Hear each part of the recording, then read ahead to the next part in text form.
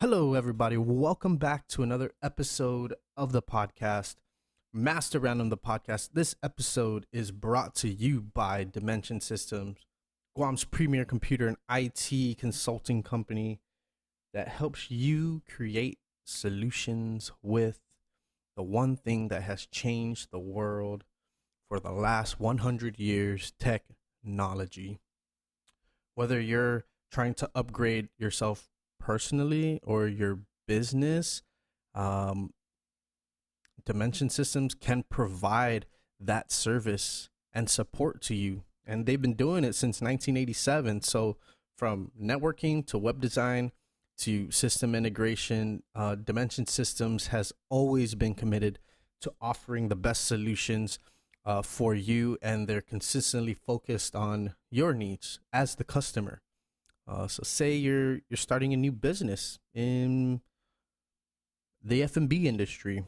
They have solutions for you to keep your business streamlined and increase productivity while you watch it grow. And that's what I meant by saying personally. Like, not only will your business grow, you'll grow with your business. Start to understand the nuances and what it takes to successfully grow a business using technology. So I've honestly only scratched the surface of the services that Dimension Systems can provide. So if you're looking for more information, go visit their website at dimensionsystems.com or check out their Guam office at the DFS Plaza in Tamuning.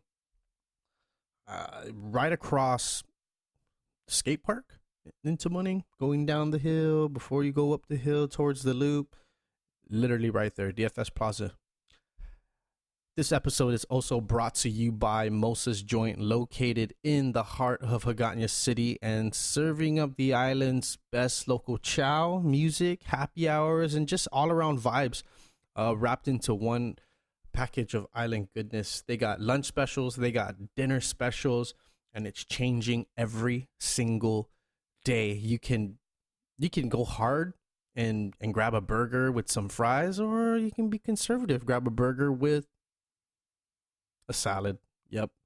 Or you can be there for happy hour, get some appetizers in you, and it's all satisfaction in the end, right? Go check them out daily, 11 a.m. to 9 p.m. until 10 p.m. on Fridays and Saturdays. No discount code, but I'll be giving away some free stuff over social media, mostly IG stories. So keep an eye out for that. This episode also brought to you by Stroll Guam, our longest running sponsor, going on a year already. Download the app right now. Open up your phone. I know you're listening to it on your phone. It's available both in the App Store and the Google Play Store. And when you do, you'll be downloading the most convenient, affordable, and safest way to get around the island. And guess what? They just launched the delivery services, which includes food delivery, document delivery, and pretty much everything under the delivery sun. So use the code RANDOM18, RANDOM 18, and get $10 off your next ride. Here's the catch. You have to have not used the code before. So if you're looking to try it out, this is your best chance to try it out. Go try Stroll Guam. It's super easy, super convenient. Maybe you're looking to make some extra money. Be a Stroll Guam driver. Work when you want, get paid weekly through direct deposit, and drivers can make up to around $800 in earnings in 1 week. So visit strollguam.com for more info, and that's it for that. This episode also brought to you by, last but not least, Tommy's Pizza Shop, located in the heart of Hagatna City, serving up the best New York style pizza on the island. You can go pepperoni, that's my stuff, pepperoni, jalapeno, mushroom, or you can go for one of their specialty pizzas. They're all good. They're all handmade right there with love. So go check them out. West O'Brien Drive in Hagatna City, or call to order at 922-7437 and go eat good pizza. And now my next guest, he is hailing out of San Diego. He is from Guam, born and raised, grew up here, former Olympian, He's a paddler, and now he has dedicated his life to improving other people's lives through his personal gym, the FitLab, based in San Diego. And I learned a bunch of whole new shit. Now he's becoming a researcher, and he's working with some of the universities out there to study the way why athletes gain weight over time as the season progresses for outrigger paddlers. So you'll get the whole gist of it when you listen to the episode. I don't want to give too much away and screw it up. But Sean Pangelinan, one of my longtime friends, I've known him since we were about, I want to say 13, 14 years old. And just to see the progressions he's made in his life is very inspiring, to say the least. And I hope you enjoyed the conversation. I most definitely did. Check it out, everybody. Master Random.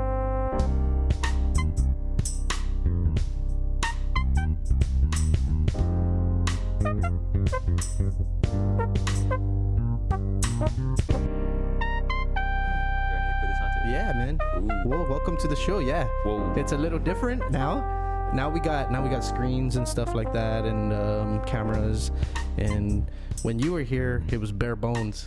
It was literally fucking bare bones. It was bare bones, and people just came here to chill, drink, talk, listen to stuff, and I don't know, play video games in the background. Wait, is this a podcast? What are we doing? It was. I thought it was just dudes chilling, and now it's like I'm looking at this, and wow, there's cameras facing me in both directions. Yeah. And you got a guy helping you out on the side with his headphones on, and I'm staring at myself at a screen. Yeah, it's like legit now. But I'm gonna adjust your camera real quick and just make it because I didn't realize you sit high like that. Oh yeah, posture, bro. Yeah, good posture. You get good power. That means you have good core. I read something about that somewhere. Right. How you doing, bro? How's good, dude? Yeah. Just pull the mic to you. So actually, just slide your chair so you're in the center of the frame there. There you go. Yeah.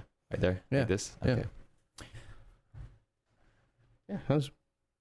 How you been doing? It's been, so, man. I feel like the last time we spoke was actually 3 years ago. Yeah. I think we texted each other the last time you were here, trying to set something up. But I think you were in like. No, I caught you right when you left. Yeah. So it seemed like you were in family mode and. Yeah, all kinds of developments, dude, right? It's serious, bro. I think the biggest word I was thinking about today was just like progression. Yeah, dude, I have a family now, and during that time, my fiance now, she's first time to Guam, and I have a 2-year-old who was 2 years older. Dude, bro, holy shit! Yeah, legit. I have a second on the way too. Oh no! October 20th, bro. Or not? No. I know. No. I feel you. Oh no, but yes, no. And yeah, dude, things have been really good. I mean, obviously, I'm back on Guam for not so good situations, like family. If I'm trying to help my dad out, make sure you take care of his assets. You know, he's getting much older, right, and he has dementia. Okay, and so he's having a hard time, you know, taking care of himself financially. So you're holding down the fort. Had to come back and sort of hold down the fort. Dude, it's not even holding down the fort. My brother and my sister are here, and they're holding down the fort. I'm like coming in as backup and like just trying to relieve them for 5 days. I'm only here for 5 days. Oh man, short trip. Super short. I can't do that. I mean, stateside wise, everything's going really, really well. Yeah. Like I mean, the gym that I started, the FitLab. Right. About the fitness testing. Yeah. When you started, you were pretty brand new, right? I mean, the last time we talked, you were pretty brand new, just kicked off. Like yeah, bro, we're like 3 months into it. Right. Now I'm on my 4th year. Kind of thing. Like we just celebrated our 3rd year on June 1st. Okay. And yes, now we're like entering our 4th year of business. Right. And so how have you seen everything just progress? At least with the business, what's the biggest progressions that you've experienced?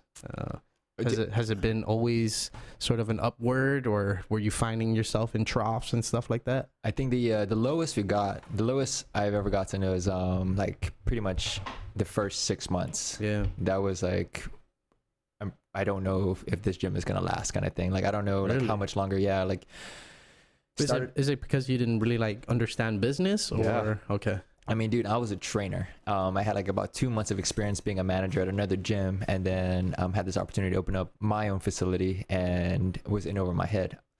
I know training, right? I know exercising. I know how to help people lose weight, look better, you know, like feel confident, whatever, the basic stuff, you know, eat, you know, make the right food choices. Yeah.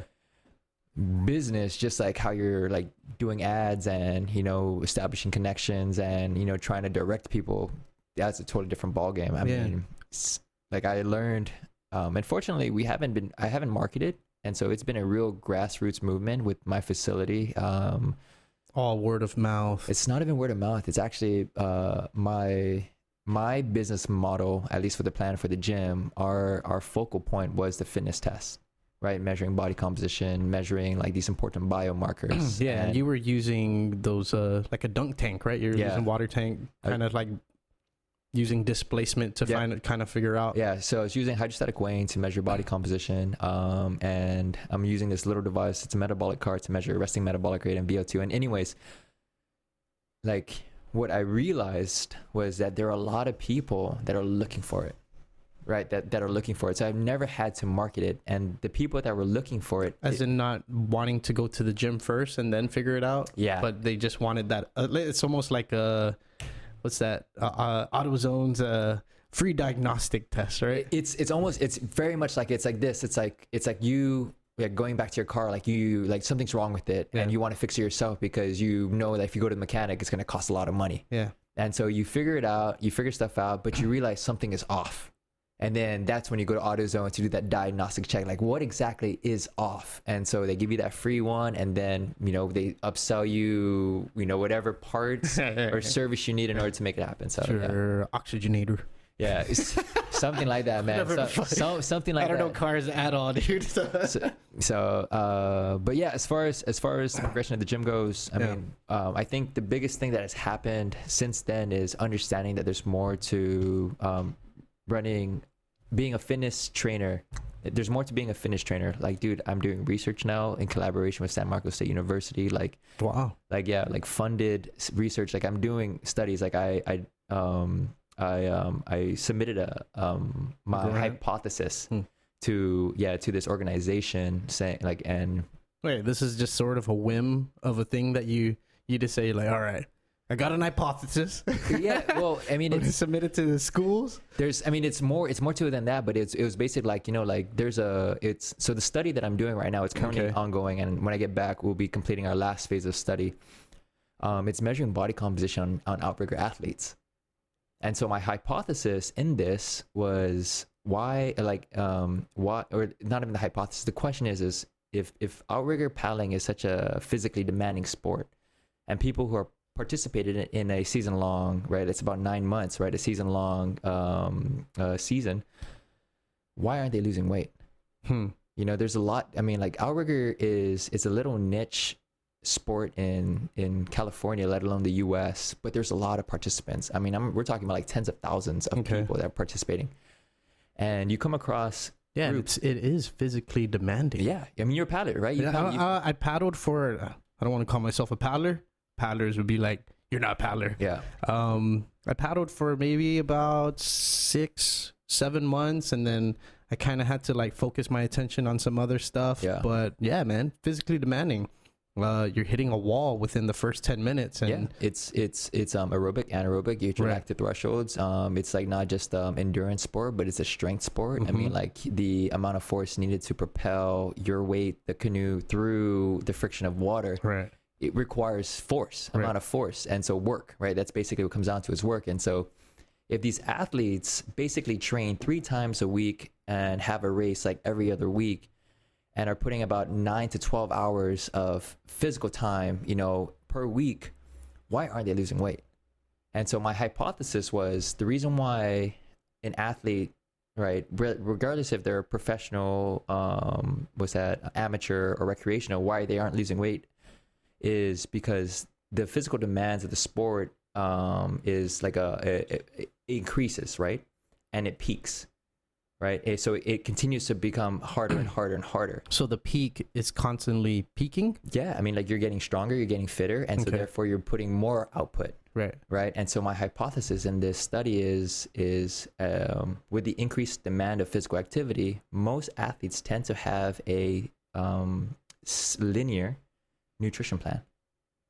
So in their head, they're kind of like, because I'm working out so hard, I don't have to focus on my nutrition. I can eat whatever I want. Oh, well, I mean, yes, that's one part, right? Okay. That's going to be something that I need to address in the concluding statements, Mm-hmm. but it's more so like, let me backtrack. Go ahead. Yeah. So, there's a correlation between body composition and increase and decrease of performance, right? There's a lot of studies out there that shows when an athlete starts to have their body fat percentage increase, right? So it goes higher throughout a season. They actually start to decrease in performance, or they start to get injured. There's a lot of studies that show this, right? And so my hypothesis in this... Can you say that just one more time? Okay. So anytime, sports is physically demanding. Right. Right. When you think about athletes, you think about 12% body fat percentage, like very lean athletes. Yeah. But that's not always the case. A lot of athletes actually tend to increase their body fat percentage as they start to get to the end of their season. Does that make sense? So they actually get fatter. Okay. You catch me there? It's kind of weird, right? It's kind of weird. You would think that they don't, but athletes do tend to get fatter. It has a lot to do with stress, right? Exercise is a stress-inducing activity, right? Like we put stress upon our body. And so when we constantly add stress onto it and the body is unable to, recover, or to get the adequate amount of nutrition in demand in relation to the activity, they actually start to get fatter. Interesting. Yeah. Holy shit. And so the correlation is when their body fat percentage actually starts to go higher, chances are they're starting to get the symptoms of overtraining. And when you get the symptoms of overtraining, injury, you get injured. Right. Yeah. So therefore, decrease in performance. Right. Right. And so that was my hypothesis for this particular paddle study. Is like the athletes that do this sport, reason why they tend to get fatter is because they're overtraining, and that's because their nutrition is not on par with the amount of activity that they're doing. So what is the ideal nutrition to put yourself into? I mean, are you looking at a keto diet, or you're looking at more keto, right? It's more fats and putting what you want to burn, or are you looking for a more carb loaded diet? Yeah. Because it seems like when you're going to push yourself through that sort of endurance sport, you would think, I want to carb up so I have energy to burn. But it does make sense that people would get fatter because, you're carb loading for endurance sports pretty much. So you're only utilizing and burning it within an hour. So you've hit a very loaded gun question. Okay. Like the issue is there's no specific answer to that question. There's really none. Yeah. And we know this through genetic testings, how different bodies excel better in different types of diets, right? Or macro percentages, right? Okay. Like keto is high fat, low carb. Right. Some people excel in high carb, low fat. Right. It's really personally dependent. What I'm focusing on is more total calories. Total calories, and it falls along the basic lines of calories in, calories out, or thermogenesis. And it just comes down to so that's more focusing on macros then. Yeah, but it's more on the total caloric content of the. So macros is the percentage breakdown of the total calorie count, so that caloric content. Okay. Yeah. So does that make no? I guess what is the Okay. Yeah, what's the difference between what you're saying, a total caloric content, and then macros? So total caloric content is basically macros are a breakdown of the total caloric content, right? Okay. Yeah, so if you have 1,000 calories, what is your macro percentage of it? Like keto is typically 75%, or the ideal keto is 75% fats. Okay. 10 to 15% protein, and then 5% or below carbs. Okay. So stuff like that. So I'm focusing more on total caloric content. And the reason why I'm saying this is because total caloric expenditure in outrigger paddling is extremely high. What are you looking at? What are the numbers? So I don't know yet. This is what you guys are testing. Yeah, this is what we're testing. Shit. Okay, and so we're gathering data on it. It's a pilot study. And the reason why I was able to get the research, it wasn't necessarily for paddle performance, but it's more so the correlation between paddling and cultural connection. Yeah. Okay. It's like, for instance, like Why the genetic makeup of people who grew up maybe in the Pacific Islands and were cultured to paddle? yeah, like yeah, exactly. Why they sort of excel more? Yeah, Like I mean, the Tahitians maybe? yeah, I mean, it's not just that, but it's more so like why do Pacific Islanders tend to have the highest obesity rates in the country? You know what I mean? Like, they've been expanding beyond way more. Okay. yeah, so like why? So that's really what this study will come down to, and what I want to showcase in this particular study is really the benefits of outrigger paddling. You know, because we're going to see numbers across the board, and the reason why we're going to see numbers across the board is because no one really knows what's the ideal caloric intake for paddling. No data. Yeah, there's no data. There's nothing on it. We have a lot of performance data, like who can do the fastest 500 meters, or like what is a person's VO2 max on a certain erg, and stuff like that. But no one's really been doing research on body composition and paddling. Right. So in the study, are you taking people with different body sizes and putting them through tests? Well, I mean, ideally we want to say yes, but right now the numbers is the whole purpose of the study is just to get 40 people in who are doing. So like a random draw then? Yeah, it's just anyone who's willing to participate. The only criteria we have is, one, that they are competing in a season, right, from start to finish. Two, that's really it. As long as they like freaking do their consistent data. Yeah, just be a part of the study from start to finish. So what are they wearing during? Oh, so are the tests applied during the races, or is it more applied on independent on the side? Yeah, sort of those machines that you have, right? Yeah, and this is where the FitLab comes into play. Right, so we have the FitLab has not just the dunk tank, but can you bring up his what is the paddling machine called? It's called the Kayak Pro. Yeah, so Kayak Pro erg. And so so what we have at the facility is a stand-up paddleboard, outrigger, high no canoeing, and kayak ergs. You know, like, so you know how you have treadmills, rower machines, and bikes? We have those basic same apparatuses. No way. Yeah, dude, we have a bunch, bro. And they're expensive, dude. We dropped some money into it, and so what we're doing is we're gathering 4 different data points: body composition. We're doing a questionnaire. We're doing the kayak ergs. Yeah, go ahead, go to that website, dude. We don't have to watch a video. Yeah.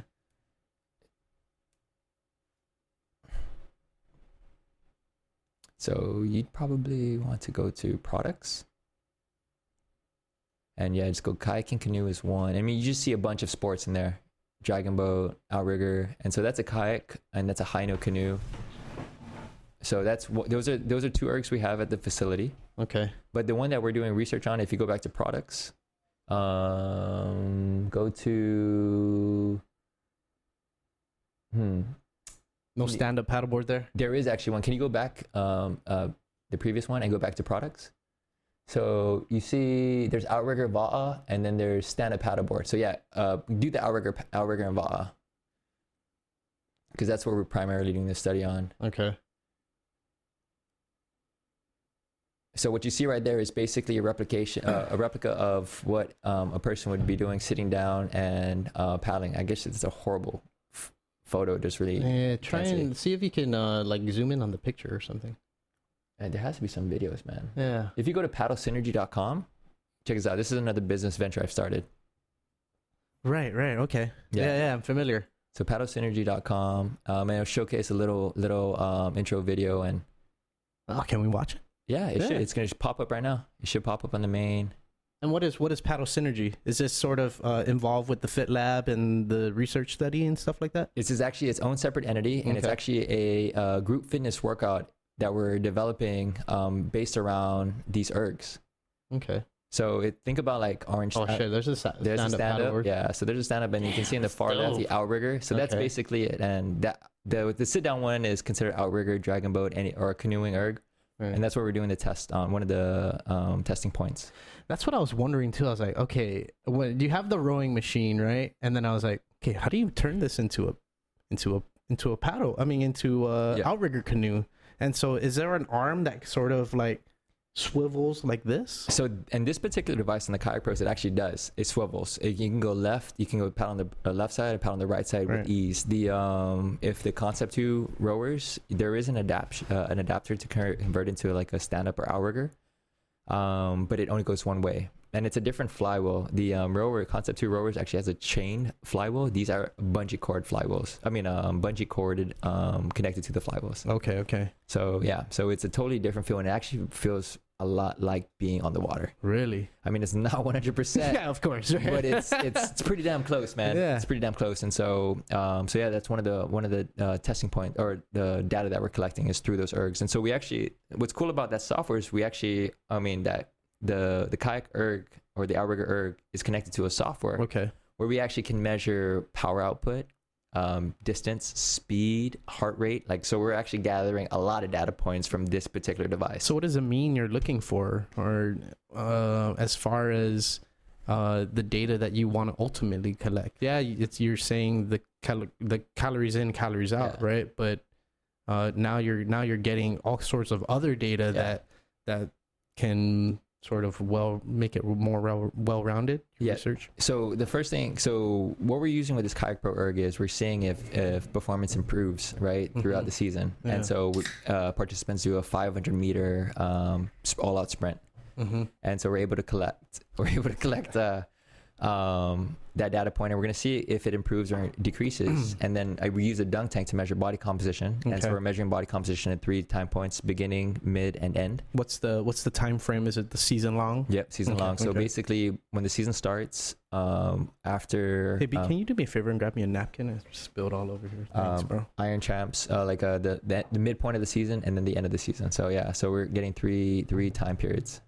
Yeah, and so yeah, but yeah, I mean, so it's towards the end of the season then, right? Towards the end of the season for the last one, this is why I kind of have to go back. I can't stay too long because when I get back Monday, we start the last phase of testing. Yeah. Sorry, dude. Let me just wipe this. It's okay, bro. I'll take a little break too and drink. Yeah.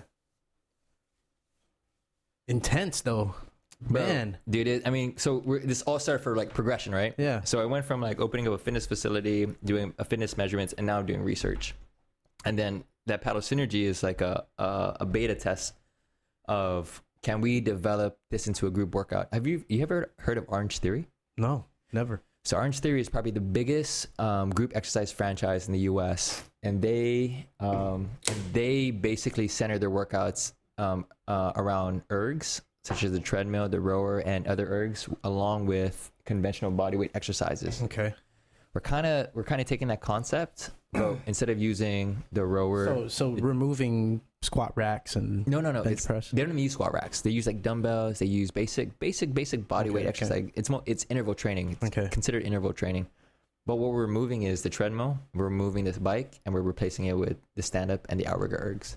So ours is very, very paddle focused. Right. Paddling focus, and that's what paddle synergy is. It's combining the paddling elements and the conventional exercise elements and putting it into one like very efficient workout. Yeah, man. With the data that you're collecting, it just hit me. You can build the ultimate outrigger athlete.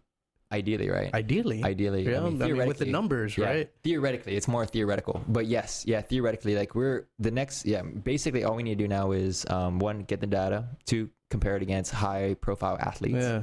Give the data to some nutritionist. Maybe. I mean, there's so many angles. But again, the main purpose of the study is actually to try to correlate it with obesity in the islands. It's like, it's spam, bro. Huh? It's that ration food.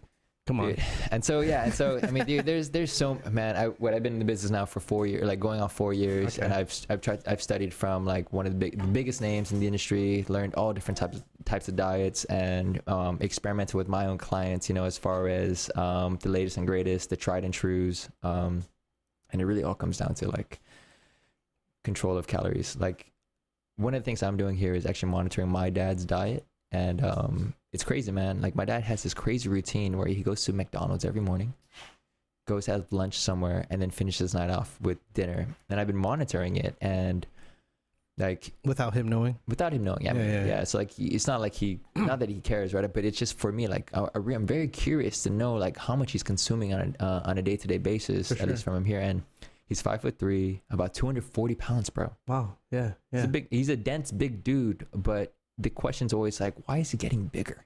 Right. I mean, the answer is kind of obvious. Yeah. He's eating way more than he says, and he's probably working out less than he will admit to. And it's true, right? I mean, input more than output. Yeah, exactly. And that's calories in, calories out, right? As far as the pounding study goes.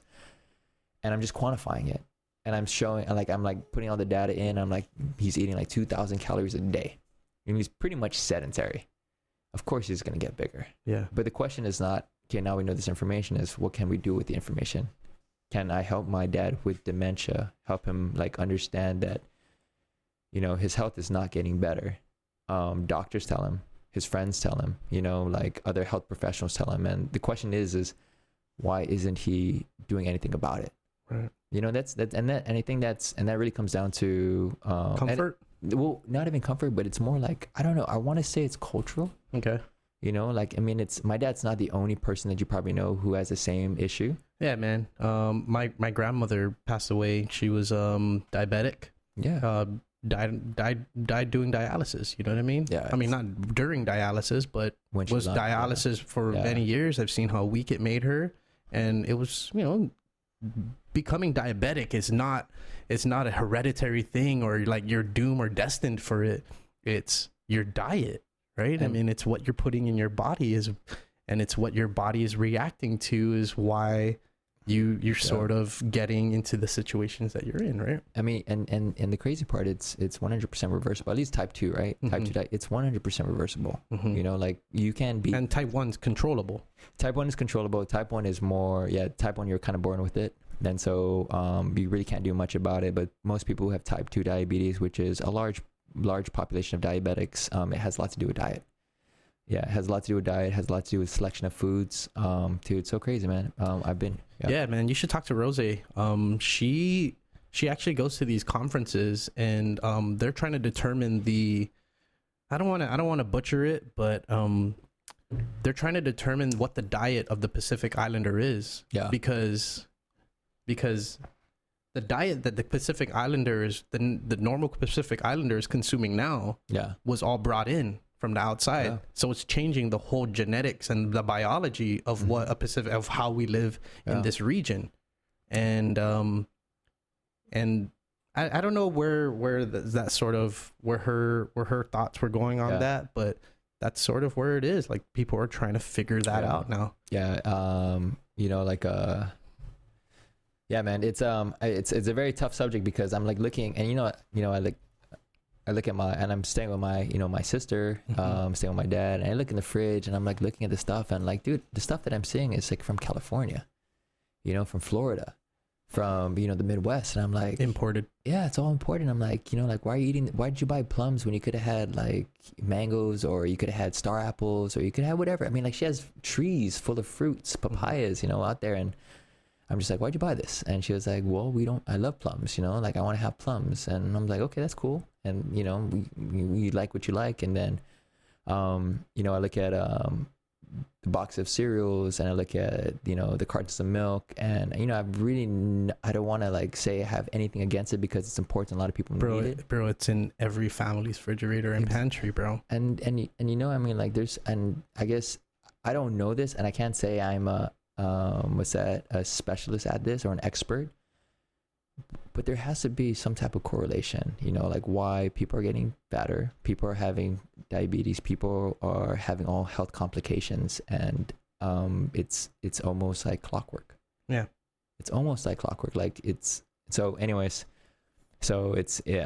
boy, your grandfather had it, your great grandfather had it. Yeah. Like yeah. What were they eating? Yeah.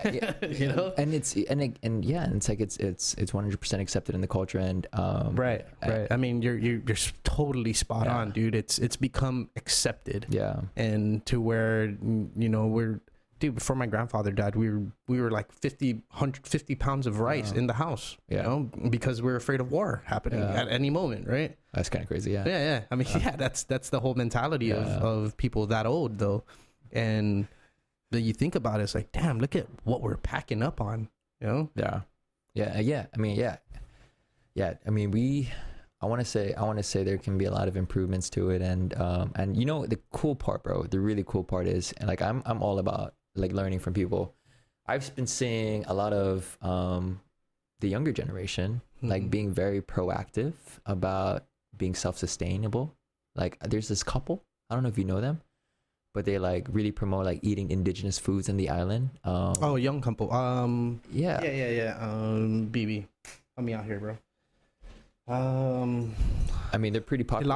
Hilan and Francesca, right? Yeah, I mean, like it's not just about the right. Hey, dude, pass me the aircon remote. The language. Sweating here. Yeah, bro, it's a hot topic, bro. Hot topic. Might be the beer. Could be the beer too. Thank you, brother. But I just see a movement going on, and it's like and it's again a grassroots movement, and I think it's really cool, and I think it's really important, and I think they're hitting it spot on as to kind of redefining what it means to be an islander. Yeah. And it's just based off Instagram, so I really don't know. But yeah, that's the only information I get. So. And you know, I don't doubt that they live like that every day, but you know, it's what's provided to us here, right? Yeah. I mean, think about Guam. Think about everything that needed to come here. Think about the population now compared to then, when sustainability was possible. You know, like actually living off the land. Yeah. Now you have 160,000 people with 50,000 people dependent on the government to give them money in order to buy food. And now you go to the stores and these people are fucking filling up their carts with iced tea, fucking ramen, Oreos, all these really bad things for you. It's like, okay, what are we doing to the population now? Yeah. Right. And it comes down to individual want. Right? Yeah. Is this what you want? Values. Yeah, for sure. Values. Yeah. And so, yeah, I mean, it's just, I don't know. I mean, there's obviously, it's a loaded gun question. But just trying to tie this back to the study, my whole goal has really been, since I moved to the States, is how to really promote paddling as a means of improving health. That's really what this is about, is improving health. Yeah, you know, man. Like, I think it got me to quit cigarettes. Because I don't want to fucking die. Honestly, bro, I didn't want to die in the middle of paddling, bro. I mean, it was like the mental strain, but the physical part of it is just like through the roof. Nothing I've ever experienced before. To where I'm convincing myself, like, no, you're not tired. You're not tired. You're tired. You're tired. You're tired. You can't stop. You can't stop. Breathe. Yeah, don't forget to breathe. Yeah, don't forget to breathe. You can't stop. There's 5 other guys watching you, bro. Come on. Dude, and you know, another cool thing is I haven't come across a single person who's tried paddling who said they didn't like it. Yeah, that's another thing too. Really like, I haven't come across someone to be like, this sucks. Maybe there was 1 or 2 people out there, but the vast majority, they love it. It's a freaking fun, loving sport, man. Like, who doesn't like to be out on the water and working out at the same time? Then you finish the workout and you jump in the water and cool down. So that's what the study is about, and I'm pretty excited for this. I think I could get more funding to be able to do more research. How would you expand your research based off the data that you plan on collecting? So now you're finishing the first phase. Yeah. So the first phase is data collection, right? Is it true? Are paddlers getting fatter? That's really what it is. Are they getting fatter?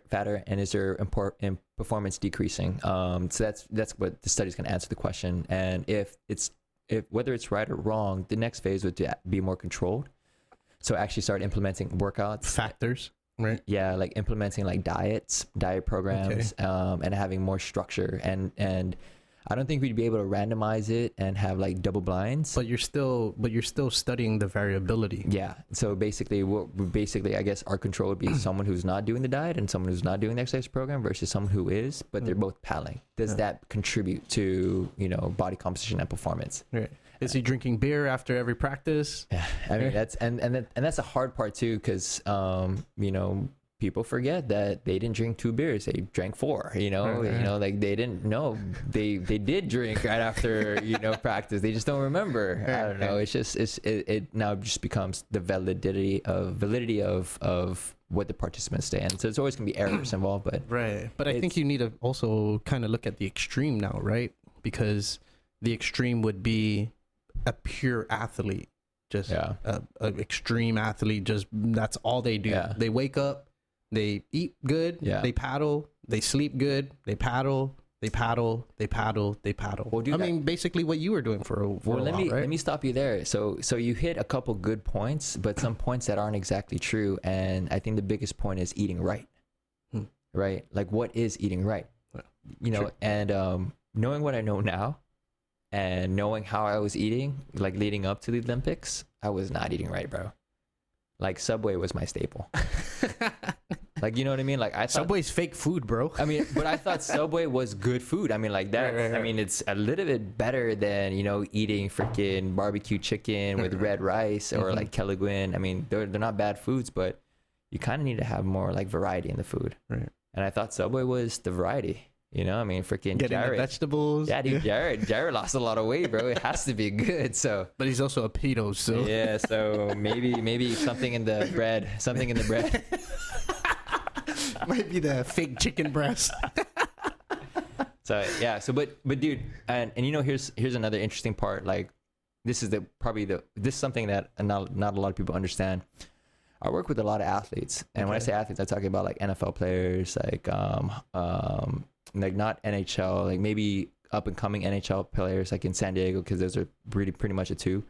Baseball players, fighters. Really? Yeah, dude, I do a lot of fitness measurements on these guys, and then I do consulting work with them, talking about their food intake, and half the guys don't really know what the hell they're doing. Half these people that want to lose weight, they end up eating far less than their body can handle. Therefore, their body fat percentage goes up.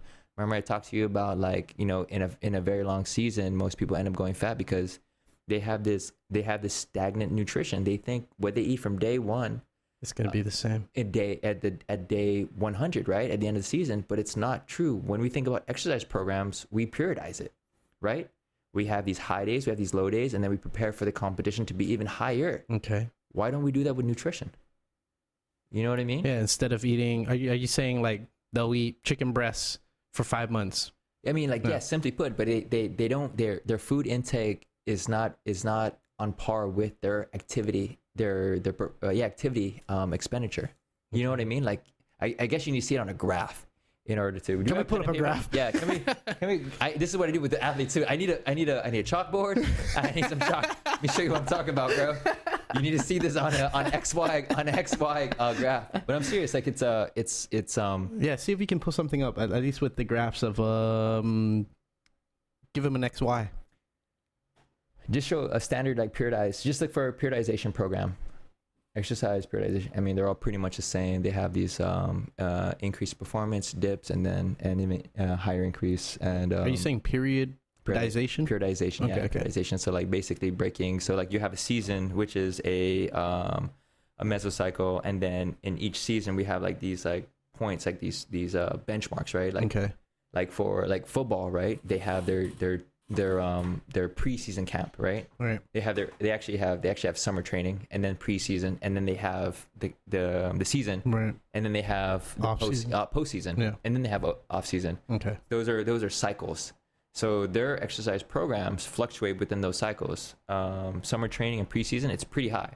So what you see right there in that traditional periodization model is volume, right? Volume is high in the beginning and it starts to drop down. Okay. And this is for time and workout. Yeah, you can just say like demand.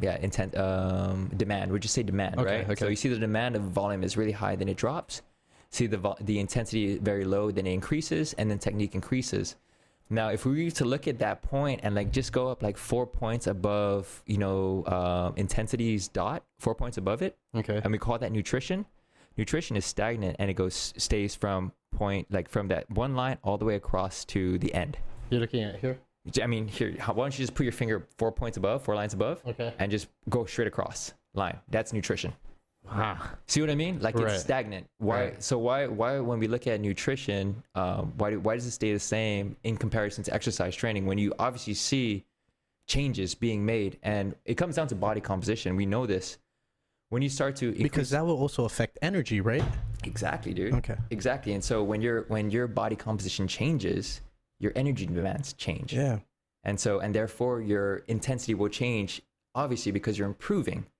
So your body needs more energy. Yeah, that brings me to a good point. My friend, he competed in it's actually a year ago he competed in the Asian Open for jiu-jitsu, and he did good his first match, but by his second match he was dead out of energy. Yeah. And he was wondering why. He's in his mind, he was like, I was eating so good. Yeah. You know, I was eating right, I was keeping my body weight down, but I lost energy. I mean, not even losing power. Yeah. It's energy. Yeah. And so the question comes down to what is right? What is right? What is good nutrition? You know, that's the biggest question. What is that? And in my personal opinion, it's very much person to person. It's very much so person to person. And then also, I don't know, I really don't know his training programs, but a lot of times it has a lot to do with energy demand needs. Like he probably wasn't training. I don't know. But typically when I come across someone who's like gassed themselves a lot faster than they wanted to, their training program wasn't reflective of what their body needed to do for peak performance. They might have peaked before that, and then now they're on the tail end of that peak, and so therefore their body wasn't in the shape they wanted to be. They peaked too soon. Right. Classic. That's a classic thing that happens. Peaking too soon or peaking too late for specific performance. That's why programming is so important. I wonder why you're amping. Why you're amping after the competition is done. It's like, oh shit, I feel like I can go 10 more rounds. Exactly. When it should happen during. It should happen during that competition. Right. And that's why athletes can't. Every athlete can't expect to be 100% every race. Damn, dude. So now you're also dealing with timing. Yeah. Precision. Exactly, dude. It has everything to do with understanding how your body is during that point in time and where you want it to be at that point in time and what to ensure it becomes that. Right. So the real data points would start off with the athlete in the beginning of the season. Yeah. That's the real data points that really matter then. It's a baseline. It's a baseline. So you have your baseline. You need to have a baseline, right? You need to understand where. But you have a base. Individually, you have. Yeah. Everyone will have that baseline. Yeah. Okay. But so how far along would you I guess start studying data points then? So in this particular one, we because of financial means, we can only do 3 different points, right? Beginning, middle, and end. Right. Okay. And that's and really the midpoint is just to see where they are, but the real study is between beginning and end. Right. That's the question. Did their body change in the beginning versus the end? And did their performance improve or did it decrease? That's the study. And then the mid testing is just to have more data to see were they better mid-season? Did they have a better body composition mid-season? Yeah. Or was it worse? And did they improve at the end? And so that's where we're going. Dude, I'm very interested in how all your research turns out because fuck you, dude. I'm just thinking about it. Variables just keep coming up in my head. Yeah. That's it. Yeah. It seems like a plethora of variables. And I think the best part about it is it's starting to raise more awareness. That's really the goal is to inform people, let them know that if things aren't going the way they want it to, there's probably a reason why, and the answer is not as simple as most people would want to hear, but it can clear up a large amount of information, like questions. Yeah. Like why aren't I losing weight? Why am I not improving the way I should be because I've been training? Why I still got this arm fat, but I've been doing bicep curls. Dude, yes, exactly. Exactly. I mean, like now exactly. It's like why? What are these questions? And being in the business now for 4 years, and dude, I've been monitoring people for like 3 years, 4 years. It's really cool, man. It's really cool seeing like having data, tangible data. For sure. And seeing fluctuations. And what I've come to, have my own self-analysis on is shit happens, bro. Shit happens. Like you want to like you come to my facility one day, like this is my goal. This is where I want to be at the end. And then if you have consistent measuring points, like throughout that time, you can actually see when you had a loss in your family, or you had like stress in your job, or your girlfriend broke up with you. Oh shit. You know what I mean? Like those are stressors, dude. That's what I'm saying. Those are stressors. And then I guess what we're looking at now is a very holistic approach to an athlete. Oh, don't say holistic. Oh, I don't know. Am I missing something? Yeah. You. All right. Yeah, we won't talk. Okay. All right. So the total approach of an athlete. All right. Not just the physical. Yeah. Right. Not just the physical. not just the mental, but now behavioral. Okay. Behavioral, dude. You know what I mean? Yeah, it's like mental. Mental. Like we're not robots. You know, we don't function, you know, like just in the same stuff every day. We deal with a lot of things. Like right now, you know, Sean, I was going through some shit and I just needed to have ice cream. Yeah. Or like, it's like I had a shitty work day. I'm gonna go frickin' drink my ass off. I'm like, what the fuck, dude? Come on, man, bro. Anyways, but yeah, no, exactly. It's dude, so this is what I've been working on with a lot of my clientele. It's dude, let's acknowledge that there's shit going on, and more importantly, let's figure out how to overcome it. Right. Dude, right? So like, bounce back. Yeah. So for instance, this is a classic one that I always utilize. You had a shitty work week, right? You're about to get fired. You got fired. Friday night, you want to freaking go out and just like let go. You know one of my tactics? Dude, get drunk, go crazy, whatever. Don't eat for the next 2 days. Drink water fast. What? So you think it's crazy. You think it's crazy to not eat, but check this out. Like alcohol is calorically dense. Okay. Right? It's energy. When you drink alcohol, your body actually either tries to get rid of it or stores it in some form. Diuretic, right? I mean, it's a diuretic meaning that you'll dehydrate. Yeah, dehydrate yourself. That's what that basically means. But no, I mean, like alcohol is a calorie. Okay. Yeah. Right. And so if you freaking drink a 12-pack of beer, and each can of beer equates to 150 calories. Count up that amount of calories you have. You probably had 2 days worth of food, so you don't need to eat, right? The desire for your body to want to eat has more so to do with like serotonin levels, like your body needing to feel good, like need a pick me upper, dehydration, electrolyte imbalance, maybe even a slight hormonal imbalance. But it's not because you need to eat food. You know what I mean? It's not because the actual body is hungry. It's not because your body is hungry. Your body is... It's not in your brain. Yeah, your body does not need food after you've drank freaking a 12-pack of beer. And then you freaking wonder why I drink a 12-pack of beer and then I eat that night, eat the next day. I gained weight the following freaking day. You know, it's like, dude, it's like, it kind of makes sense why you did, but it's okay if you do. It's normal. You drank a 12-pack and had a breakfast, lunch, and dinner. Yeah, but the point is, it's like, dude, like you have this relapse. Everyone has a relapse. Everyone has the bad days. Everyone has bad weeks. Everyone has shit going on. It's okay. It's absolutely fine. You can't like deprive yourself of things that you feel like you need to do. But at the same time, you can have these like little strategies in order to not have such a big setback. You know what I mean? Yeah. So it's just like little things like that. Like, yeah, dude, freaking go have your cheesecake. Go have your cake at the party, but just cut back on the calories the next day. Yeah. And you can do it simply by fasting, by just removing breakfast. So going back to my dad measuring his caloric intake, every morning he eats a sausage McMuffin with hash browns, drinks coffee, puts about 3 coffee creamers inside, and sometimes, depending on how he is with his dementia, he'll either have Splenda or real sugar. If he has real sugar, his total caloric intake in that morning comes out to 800 calories. Wow. Yeah, that's like half the day already. Exactly, dude. Yeah, exactly. Half the day. And then so I haven't tried to intervene in it, right? I'm just trying to monitor and assess and you see what's going on. And then lunchtime, you know, we'll have some type of meat with a cup of rice and whatever. And, you know, that comes out to about 400 calories. And then at dinner time, you know, like I've been trying to control it. We go to Subway, we order a 12-inch sandwich and I only give him half. I eat the other half, he eats half. And that comes out to about 300. So already, if we just look at the basic numbers, he's already at 1,800 calories. Right. And that's not including the snacks he was eating in between that.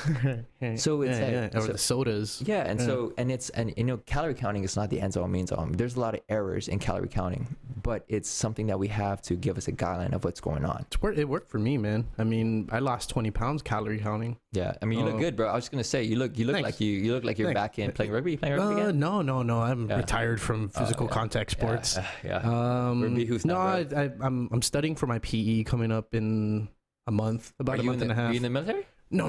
PE? What do you mean PE? Professional engineers license. I was like, physical education, bro. What the hell do you need PE for, bro? I was like, you're freaking a grown-ass man.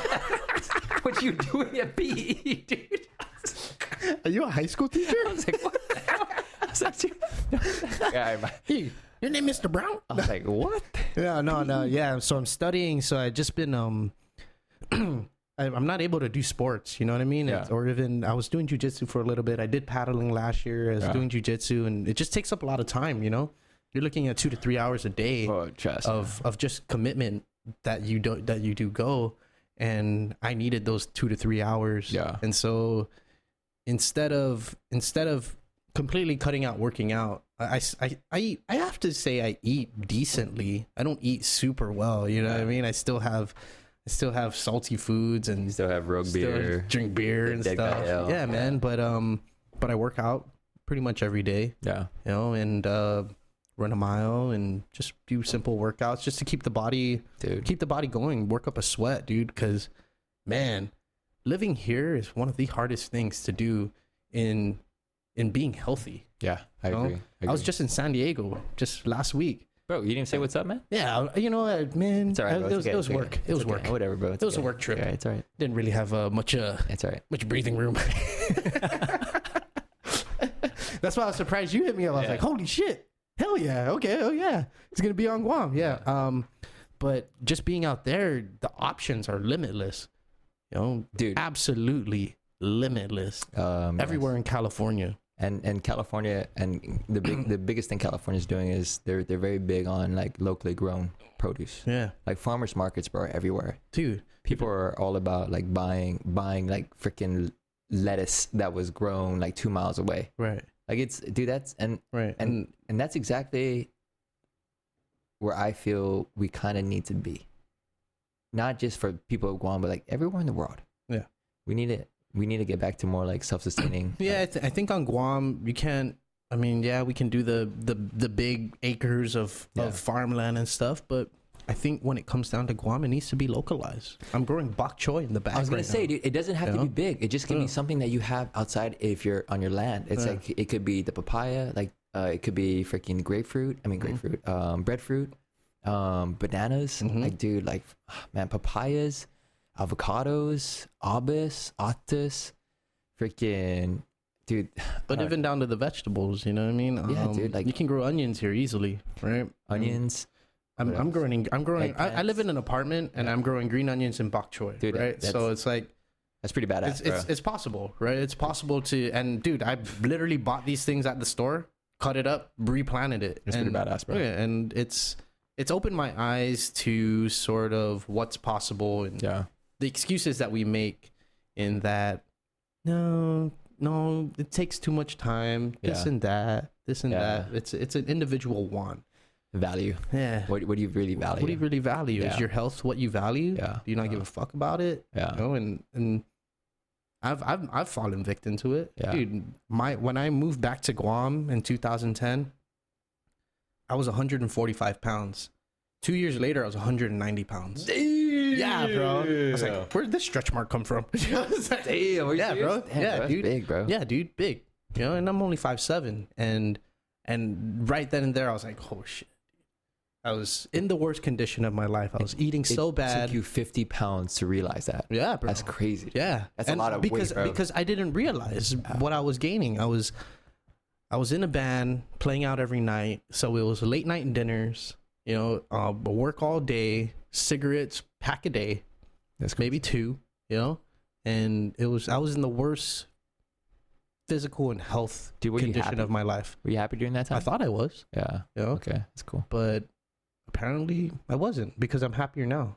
Yeah. You know, actually being conscious about what I'm putting in my body and the work that I'm making my body do. Yeah. I'm not trying to destroy my body by being in physical contact sports like rugby or football or anything like that. Yeah. I even retired from soccer last year because I had 2 major injuries, bro. And I was just like, all right, dude, I'm kind of just like need to take a break with just contact sports, and it's done good. You know, it helps. And I think paddling was a good step outside of contact sports, because now it was a mental sport now. Yeah. Now I'm really challenging myself. I felt like it was like tennis. Never played tennis before, but yeah.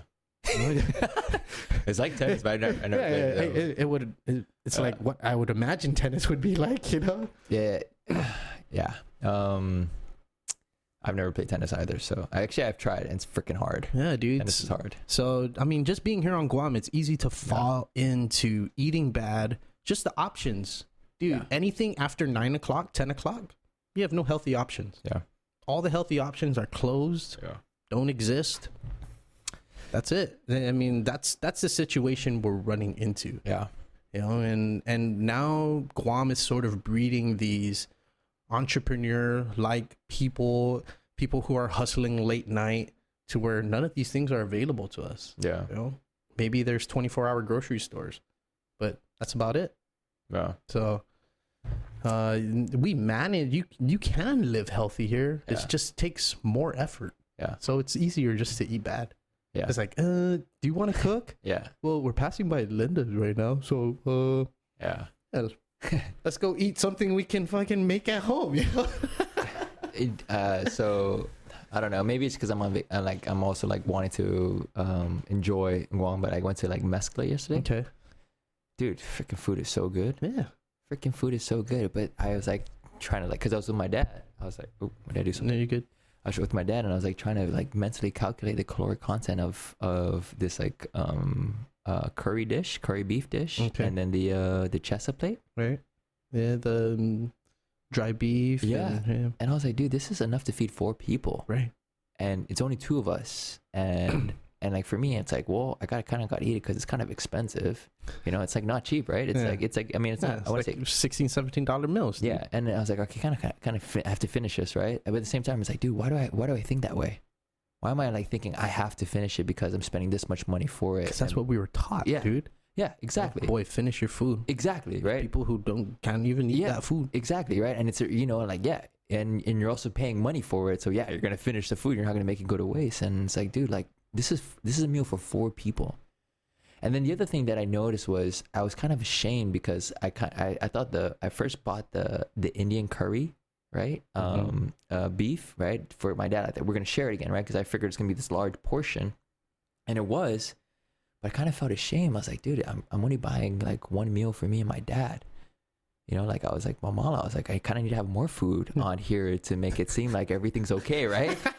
I was like, hey boy, you struggling? Yeah, you know, I was like, dude, why do I care about what other people think? Like, why do I care? Like, there needs to be more food on this table. Come on, bro. Yeah, to make it seem like everything's okay. And I kind of felt guilty because I bought the chesa plate.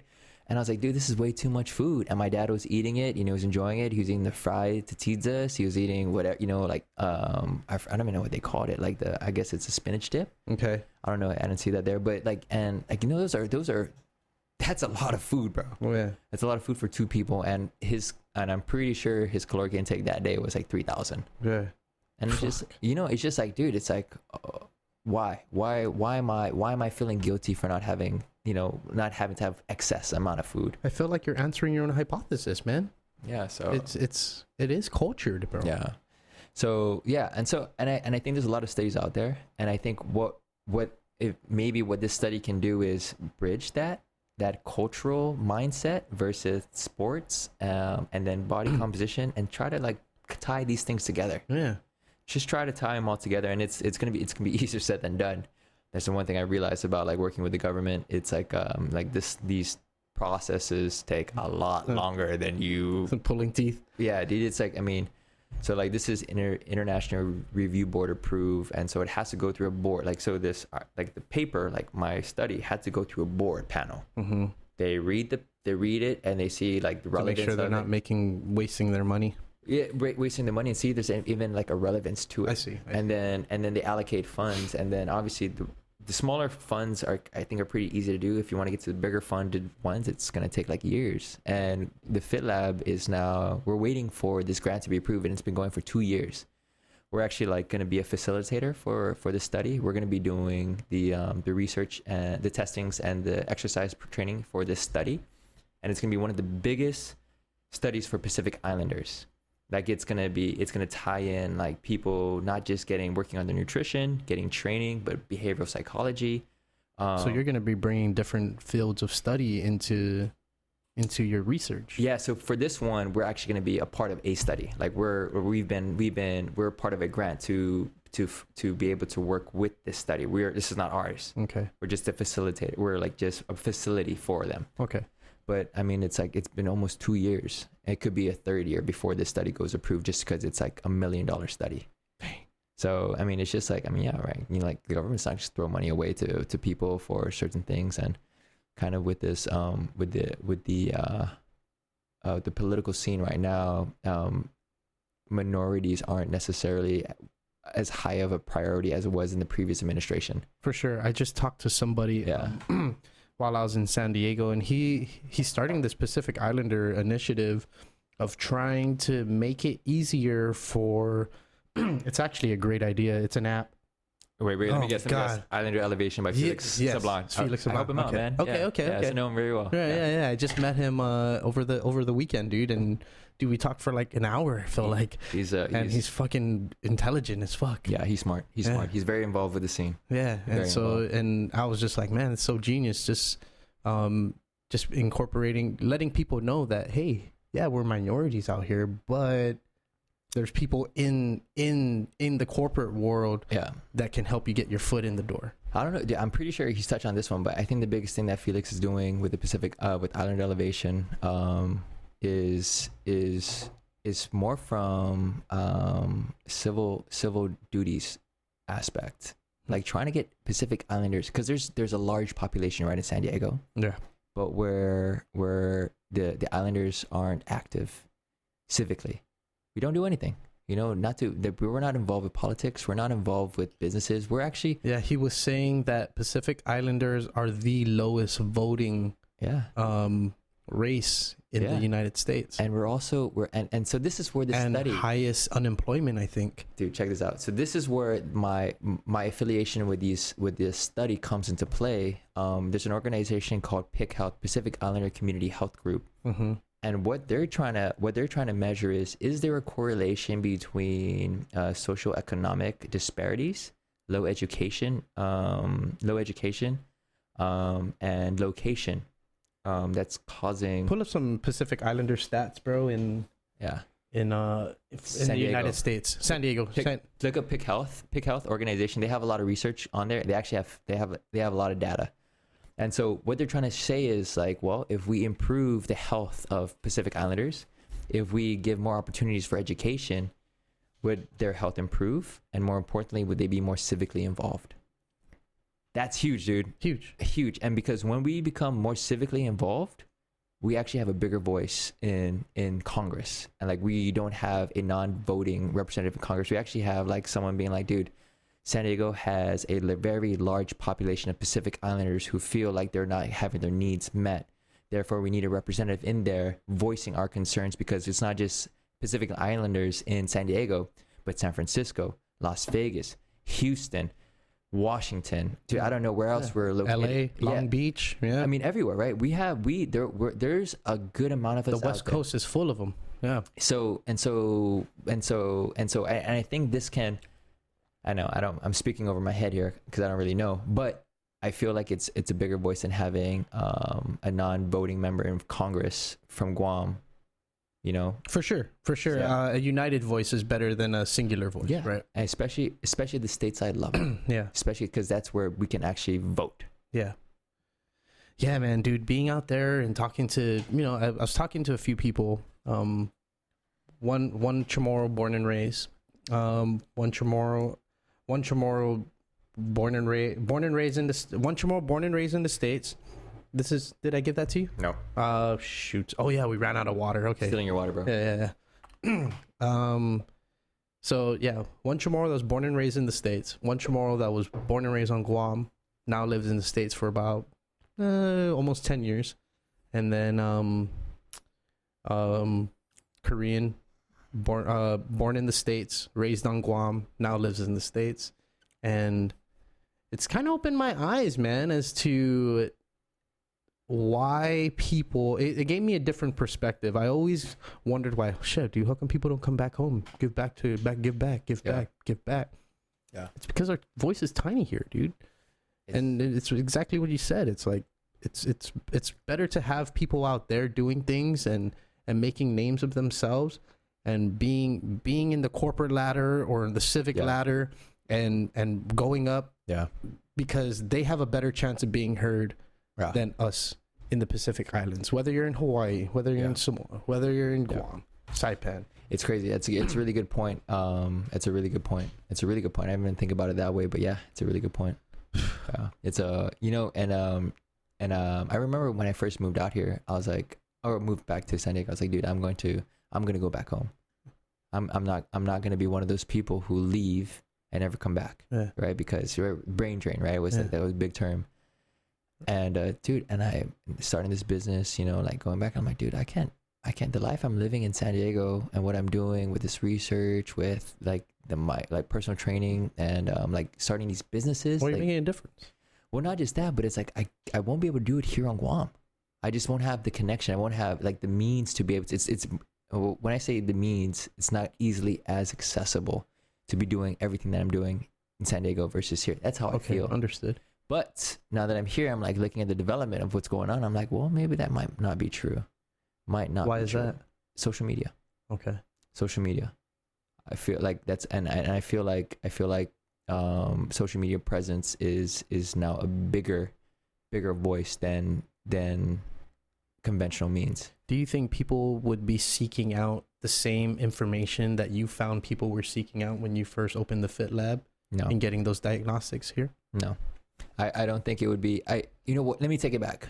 I think the answer is yes, but it'd be a very small percentage. I think what it is comes down to, because there's about 3 million people in San Diego. And right now I probably hit 0.0007% of the population, right? Like I have a very small percentage in there. And I realize there's a reason why, and that's because education. Not too many people know about it. The people who know about it are the people looking for it, and the people who are looking for it are the people who are trying to take better steps for themselves. And they're wondering, asking these questions to themselves, like, why aren't I losing weight? Or like, is there a better way of understanding my body? That's what they're looking for. And then they type it in, and they'll be like, yo, yeah, there's body fat tests through the hydrostatic weighing, the best method to measure body composition. Or there's this other test that I do called the resting metabolic rate to figure out how much calories my body needs. So they're finding it. And I think we've been doing very, very well doing that. But as a business, I need to do a better job of educating. Right. Letting people know that, yeah, there's like, if you're stuck, well, here's a way to figure something out. Yeah, but even the education would start even before the thought comes to their mind. Yeah, I mean, yeah, and it's social media. It's like inception, right? Like you're planting the seed. Yeah. Funneling. Yeah. It's funny. Like in marketing terms, it's called funneling. Okay. Right? Like you hit a demographic and you're like, this is the demographic you want to work with. And you're like, okay, this is the information I want to share. So I'm going to share this information, and I'm going to follow up that information with more information, and then more information. Then eventually I'll be like, hey, well, if you're interested now, why don't you press this button and you get 10% off your first dunk test? That's funneling, right? Okay. And so that's what the next step of my business is to educate and no longer rely on people looking for me. Now I'm going to start looking for other people who are actually looking for it. They just don't know it yet. Right. Yeah. Hey, you didn't know you were looking for this. Yeah. You dropped this. Yeah. And and if you click now, 10% off. So yeah, I can see how Guam can sort of be a challenge. You're right. People aren't looking to be healthy. I mean, and it's the surrounding factors that allow us to be healthy. Like we've been talking about, there's no real means to, okay, yeah, we can buy local sort of, but you're paying the same price as the shit that's imported. Dude, it's yeah. Well, going back to what you said about people don't want to get healthy, I feel like they're like young generation for sure. Dude, from like custom fitness, right? Okay. That's the Claris brothers. Right, Dude, I see their stuff all the time. Like, they're freaking, like, they look like they're like huge. Right. Paradise Fitness, like opening 2 other locations in Tumon area, right? Is that right? Yeah. Neil Limbo telling me he hired a personal trainer. I think his name is Tia Paris's husband. Mike Borja. Mike Borja. Right. Yeah, he has his own personal training studio. Okay. Synergy has still been around. Like, they've been around for a very long time. Yeah. I mean, like, dude, like there's way... Sponsored by none of them. But yeah, okay, yeah. anyways. Well, I mean, but going back to the shameless plugs. Yeah, going back to it. I mean, big props to them. Yeah, for sure. Dude, we didn't have that 10 years ago. Yeah, but still, I mean, look how many people have gym memberships but don't go to the gym. But before it used to only be Paradise Fitness.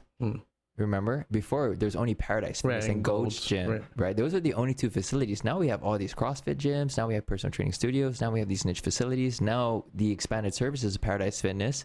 And then I'm pretty sure there's a couple more. And then Ray Chargaloff started the Hutsa group, and it was like working out outside. And that was like the hugest thing for maybe like 7 months. And then it was his Hutsa group, and then it was this random ass group, and then another random ass group, and random, and then all of a sudden there's like 30 groups like running the island. Yeah. know? And then another shout out, Jason Davis.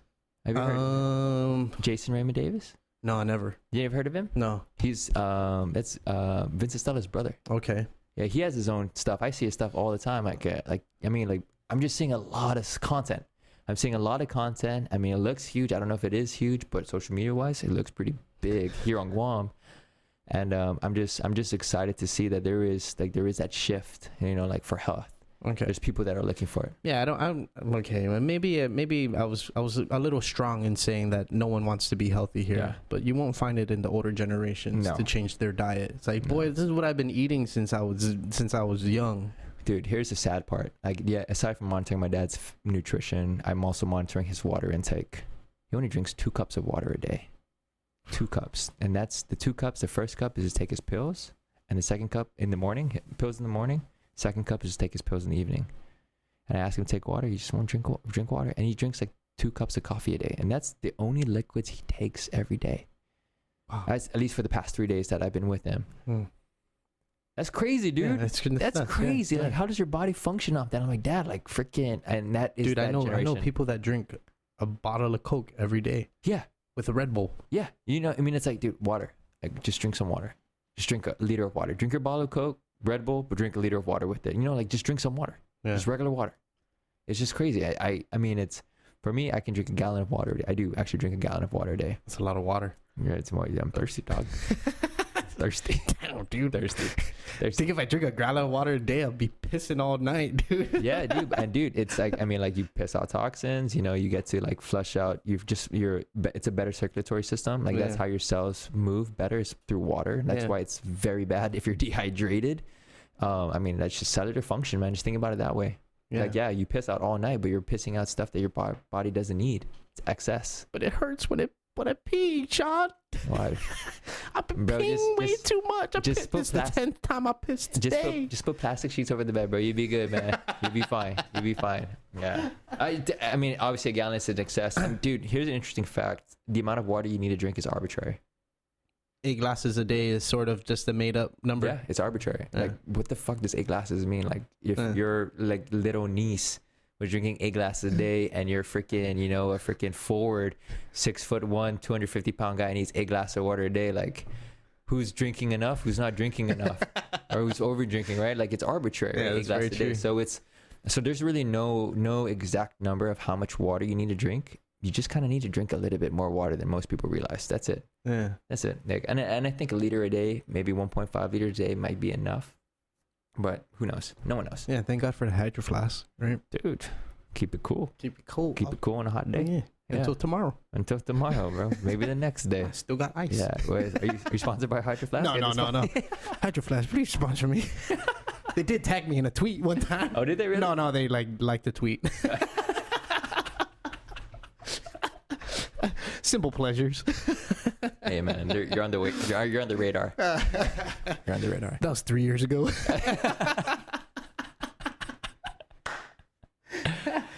Yeah, dude. I mean, all kinds of questions are boiling in my head as far as like the data points you've been collecting, because one of the most important things when it comes to business and trying to like improve and progress your business is having data points. Yeah. Just the fact that you can pinpoint data puts you in an advantage. And literally people sell data. I was just talking to someone yesterday and they're like, yeah, dude, we're going to trade data and call it a day. Nice. And there's a guy in Saipan who actually like sells data to people. Like he collects data and sells it, right? Yeah. I know exactly what you're talking about. Right. So, I mean, now that you've collected all this data over the last 3 years independently, are you able to make sort of a generalization of what, if you can just take the individual aspect out of being healthy, can you make a generalized statement of what it really takes? And this is not my statement. I'm actually taking it from an actual meta-analysis study.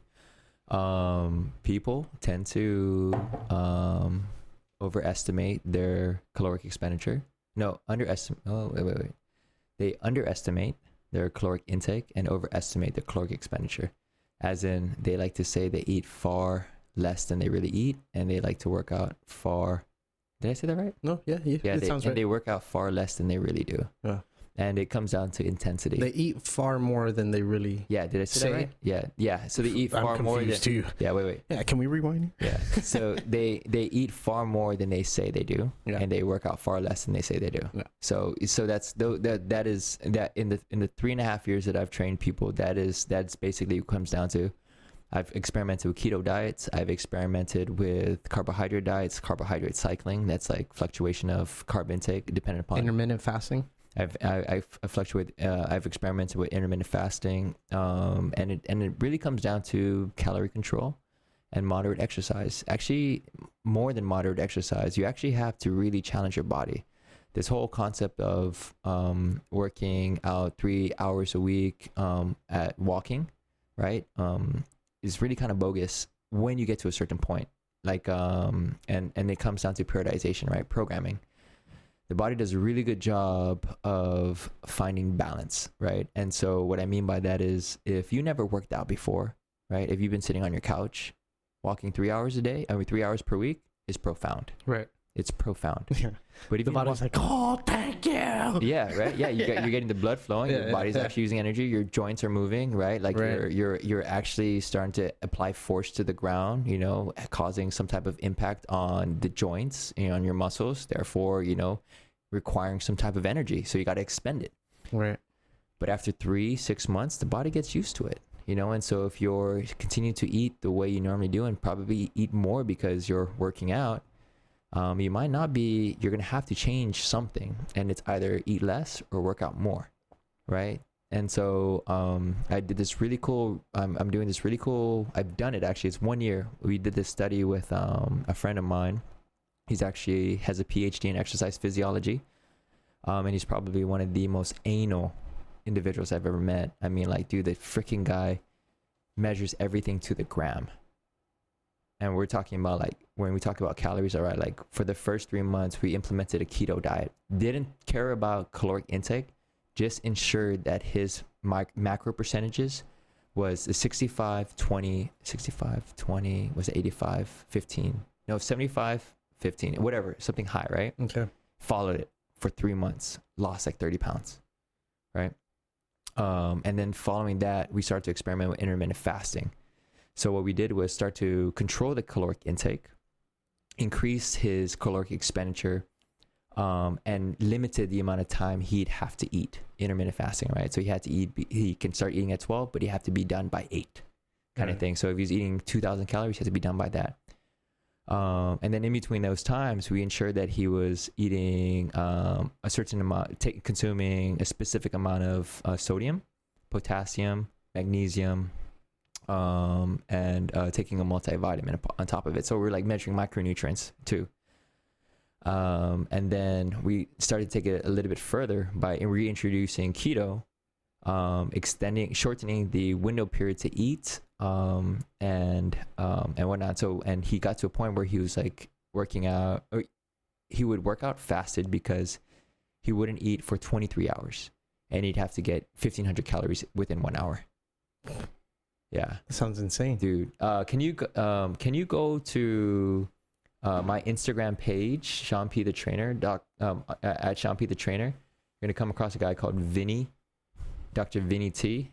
Guy looks amazing, bro. Really? Amazing, dude. I mean, it's just, but now you're incorporating different kinds of diets at one time. And again, it comes down to programming, right? It's like fluctuating. It's like, I guess the term before, it used to be the term before, yeah, you're gonna see a guy that's like just keep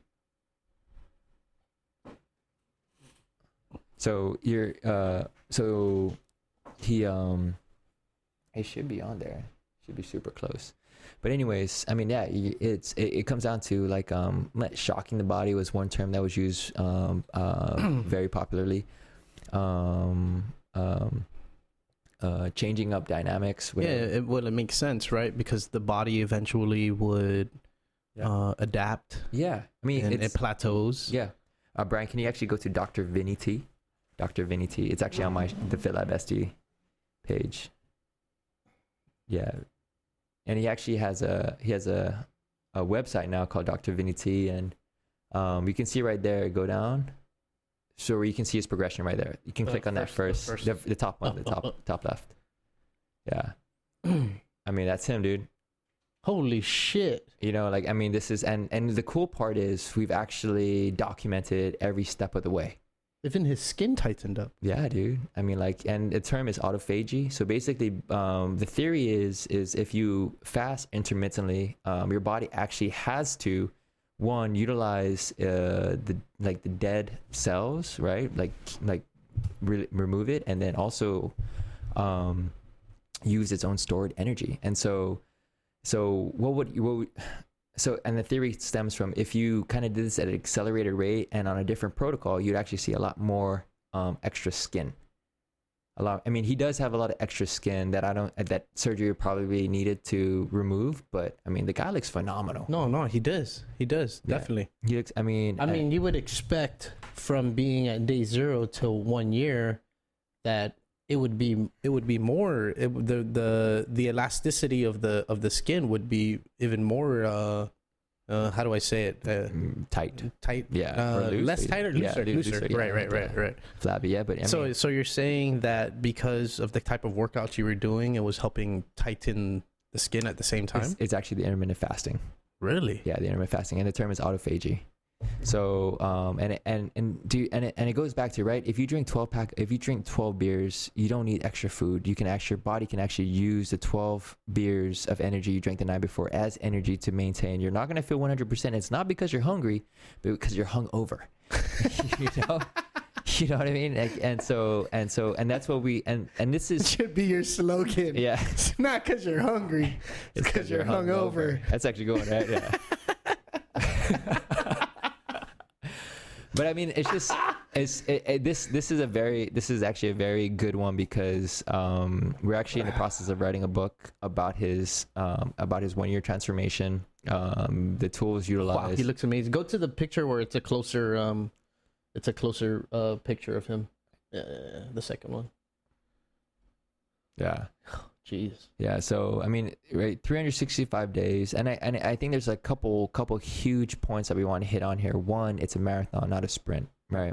Two, I mean, I used that in a speech recently. Yeah. Oh yeah? Yeah. It's true. Yeah. It's true. And then another thing too is, like, again, everything is personalized. Like, the reason why Vinny was able to utilize keto and do intermittent fasting is because he just has that mentality to do it. Not everyone can do it. Not everyone can fast for 23 hours. Right. You know, not everyone can do a keto and only consume freaking two extra tablespoons of butter because they need to hit their macro ratios. Like, that's kind of extreme. Right. And so if someone were to ask me, like, how do I look like him? It's like, dude, well, one, it's going to take some time. Two, you're going to have to be disciplined. Three, don't do the shit you know you're not supposed to be doing. Yeah. You know, it's like, it really comes down to that. And so what's cool is you have to be obsessed, literally. Well, no. And that's what I'm saying. It's not about the obsession. And I think that's what we kind of have to, because it's a lifestyle. Obsession is not a lifestyle, right? Obsession creates obsession, right? Like and I think that's where calorie counting is bad. It creates obsession. Like, to be able to count your food every single time to make sure that you're within a certain, percentage and calories. Well, this is enough rice. Yeah, it's unhealthy. Yeah. It's unhealthy. It's not how we live our normal day-to-day life. It's more like, look, dude, if you but intermittent fasting isn't sort of like in a normal day-to-day life kind of thing, right? Well, not for us, but in a lot of cultures it is. In the Muslim culture, they fast from sun up to sundown, during Ramadan for 40 days. Right. Very similar to our Lent. Okay. Right? They do the same thing. A lot of cultures fast, and it's more of a cleansing process. Fasting is not new. it's been practiced, and it's actually one of, if we were think about like diet techniques, it's probably the longest studied and researched topic in nutrition. Interesting. Fasting, because almost every culture does it. And so it's not new. It's been practiced, and it could be because for health reasons, it because for religious reasons, but for the most part, it's been something that's been done as far as people know. Right. Yeah. Yeah. So, dude. Diving deep here, Sean. I guess deep. So here's a little tip for anyone who wants to start fasting. The simplest one to do is fast for 16 hours and only eat within an 8-hour period. And if you do it properly, that basically means you would start your first meal at lunch and you would finish it before 8 p.m. Yeah, I actually downloaded a fasting app. Yeah. What is it called? And I literally lasted about 4 days. Dude, it was hard. It's a mental game. It's called Zero. Yeah, it's called Zero, and it's mental. It's just to convince yourself that I'm hungry, but I can wait. Yeah, that's fucked up. Yeah, dude, it's fucked up. It's and you know, and this is, I know my dad has dementia, and I wish I knew what I knew before when he didn't, because I'm pretty sure I would have made a bigger impact on him. And it has a lot to do with hydration levels, right? You know this. Okay. Like most people who don't drink, who feel the need to have to eat, it's really might be a mixed signal. A lot of times when we feel the sensation of hunger, it could be due to the mere fact that we're dehydrated.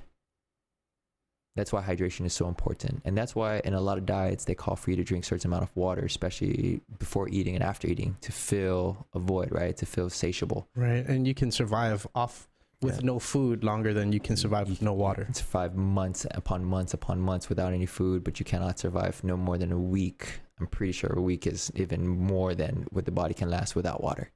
So yeah, you're absolutely right. And so that's another key point when it comes to it. It's like, if you feel hungry, drink water. If that's not enough, drink coffee. Caffeine is a known appetite suppressor, and so it works really well. So I don't know if you tried it.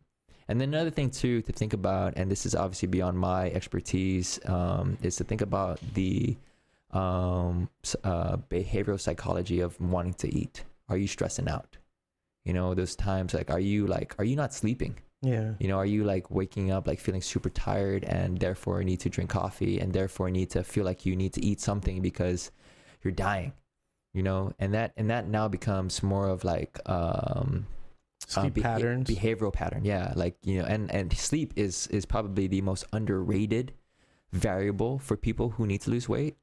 It's probably, and like we're talking about quality of sleep where you actually get like like a solid 6 to 8 hours of like good sleep where you wake up refreshed. Yeah, and not tossing and turning. Yeah, because even people who suffer from sleep apnea. Yeah, I myself is one. Yeah, I was wondering why I was waking up extremely tired. Yeah. Like, dude, weird, right? Yeah, I'm like, I just got 7 hours of sleep. Why the fuck am I tired right now? Yeah, and so and my girlfriend would be like, dude, you hold your breath and you sleep, you know that? Yeah. And so I started to figure like, damn, my diet's bad. Yeah. And so I started to change my diet and change my diet, change the way I sleep. Yeah. Working on changing the bed. Yeah. But it's I feel better in the morning, dude. I wake up at 5 a.m. every morning, dude. Pretty awesome, much, bro. And wake up and feel great. Yeah. And that's off of like 6 hours of sleep. Yeah. And I feel great. Yeah. And I'm getting the amount of sleep that my body actually needs to survive throughout the day. Before I was a coffee drinker. You don't drink coffee anymore? I love coffee. Yeah. It's one of my favorite things. Yeah. But I don't need it. No. I drink it for the joy of tasting it. Because coffee's badass. Yeah, coffee is awesome, right. Dude. Yeah, coffee. You use creamer or sugar or anything just like that? Black, bro. Me, I'm black coffee. The way too. I like my women. Oh. Bro, strong and bold, bro. Strong and bold. Okay. Boo. I was gonna say, I was like, black. Yeah. Is your wife gonna listen to this? She knows it. She knows it. Strong and bold. The bold setting. I got the bold setting on my coffee maker over there. Yeah, dude. I love coffee. It's my favorite. But I was coming to the point where I needed it. Yeah. But through me changing, dude, even just me, like you said, when you order food and you just eat half of the food, half of the meal that's given to you, that's all you really need. That's all you really need. We're, for some reason, we're taught to eat until we're full. Yeah. And we break that threshold to where like we're miserably full. Like, oh shit, okay. Yeah. Whew, that last noodle was just and you know, I came across do you ever are you subscribed to the Hustle? Hustle.com? Hustler? No, Hustle. The Hustle, actually. The Hustle. I mean, dude, it's probably hustler.com. Thehustle.com. Thehustle.com. Anyways, let's check it out. So these guys are basically writers, and they write about business and talk about the latest and greatest stuff that's going on around the world and nationally. And so one of the things that they talk about is you freaking made me lose my train of thought, boo. Okay, sorry. The Hustle. Okay, we were talking about sheesh. Even I forgot. God damn you, boo. What the hell were we talking about? Sleep, coffee, energy. No. Anyways, people, this was actually a golden point. Why did you bring up the Hustle? Because it had something to do with an article that I read about something that was of relevance to what we're talking about, not Hustler.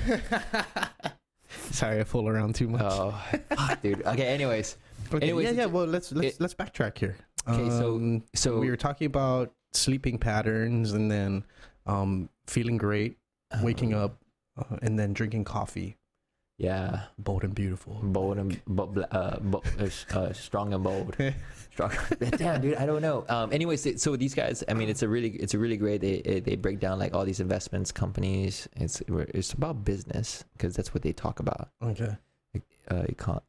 Economy and brain fart, bro. Yeah. And brain fart. Anyways, moving on. Hustle. Thehustle.co.com. That is pretty good. Sorry, they're not sponsored, but it's one of the things that I use to just like get my input on what's going on in the world as far as business is concerned. And there was relevance to it. God damn it, boo. Why do you got to do this to your guests? Man, well, it's going to hit me. It's going to hit me later. I'm just going to call you up and be like, dude, that's what I wanted to talk about. Huh.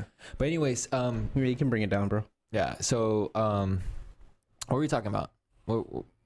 Tangents. We were off tangent. Yeah. We went way off. Coffee. Love coffee. Had to do with energy. Appetite suppressant. Yeah. Oh, behavioral patterns, right? Right. And this is something that's that I've been actually doing a lot of work with my clients is trying to address the root of things. And typically the root of things occurs at work, stress at home, or stress and I provide a very high-end niche service in San Diego in my personal training. Clients pay a very high premium, in my opinion, a premium for my service. And a couple of things that I've noticed working with them is, one, it's not necessarily the accountability people need, right? Like that's when you think about personal trainer, right? You hire a personal trainer because, all right, I have a goal and I need someone to hold me accountable. Right. It could be along the lines of companionship, like someone needing someone to like vent and like just talk about their problems while they kill two birds with one stone, working out, like letting stress go. Two, lacking self-confidence, low self-esteem, scared of being around people and just want to be in a private setting. Going to the gym. Yeah, going to the gym. And so having low self-confidence and then finishing off with high self-confidence, and feeling like it could take over the world. And then I guess what I was really trying to talk about was, their behaviors. Like, why aren't they sleeping? What's stressing them out? What do they really love to do? I have like 5 people who quit their careers while I was training them. Crazy, bro. Like nurses quitting their jobs to pursue something else they love. Real estate agents, financial advisors, accountants. Self-actualizing. Yeah. It's like they've come to this conclusion like, well, I'm developing my body. Now I kind of want to develop myself, and I kind of want to do something that makes me happy. I'm going to be making less money than I did before, but I'm going to be happy. And so So it's going extremely beyond the physical. your scope. Yeah. It's kind of trippy, dude. It's really kind of trippy, but and I feel like when people study exercise physiology, they kind of need to study the mind. Like we do psychology 101, right? That's more of a general rec. We need to go beyond it. We need to go behavioral psychology, because that's really what it is. Behavioral psychology. You know, when we first did this podcast, one of my ultimate goals was to help control childhood obesity through activity. I remember. Yeah. But that's way beyond physical and nutrition. That is 100% behavioral psychology. Like most of these people, whether it's overeating or undereating, right, anorexia or bulimia, they see psychologists, you know, to help them cope with their issues. Seldom do they really see a trainer, and they do see a nutritionist, but it's not about that. It's all about that psychological behavioral aspect. And I think that's really what comes down to cultural, right? Mm-hmm. Like, why did I feel embarrassed for not having enough food in front of me and my dad, knowing very well it's more than enough food for the both of us? Yeah. Why did I need to buy more food to feel better about myself so that people don't look at me? And I was like, look, dude, like, why are you struggling, right? Yeah. You know, like, Dad, like I didn't even get his dad a whole meal. Yeah, you know? For sure. And the sad part is, and I hate doing this. I really do, because I don't understand everyone's situation. I don't know how everyone goes through. I don't know how their bodies are functioning, if they're dealing with a disease that's preventing them from wanting to lose weight, or dealing with something that's, you know, preventing them from really getting to their health goals. Yeah. But I judge, you know, and I look at people and I'm like, dude, you don't really need to be eating that much food. Yeah. You know, you don't need to be drinking that soda or that thing. And I hate doing it, but it's the health professional in me that's like, I know 100% if you ate half of that and didn't drink that when you start losing weight, you'll feel way much better about yourself, and you will feel way more better about going about things. And like, you will not only improve your self-confidence, but you also improve your cognitive thinking, and you might even improve your productivity in work, and you might even improve your personal relationship with sex. Yeah, I see what you're saying as far as like with psychology, or you just people try to attack the mind first before attacking the body. Yeah, and completely disregard what the body needs. Yeah. When if you just take care of the body, it's literally a trickle down effect. I mean, it's both ways, right? It can happen both ways for sure. But no, I don't know. I really don't know. I'm just like. It does make sense though. I went through it. You know, I mean, I feel like when I started dropping from 190 and then seeing like, whoa, shit, I hit 170. Yeah. I started feeling better about myself. Dude, so I was like, okay, well, now I can start getting into this. Start doing that. Yeah. Start talking this. Yeah. Fucking did a podcast. You know, it's like, you become more productive. I mean, you wake up at 5 o'clock in the morning every day, and like, you're carpe diem, bro, seizing the day. And it's like, I don't know, man. I'm going far beyond what I really want to like say, because that's fine. I'm no expert, but like, we can speculate. Yeah. Okay. I really think health is a key component to improving our society.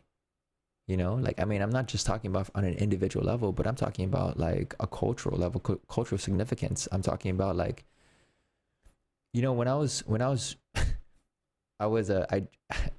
thing that I'm struggling with right now is people driving very, very slow.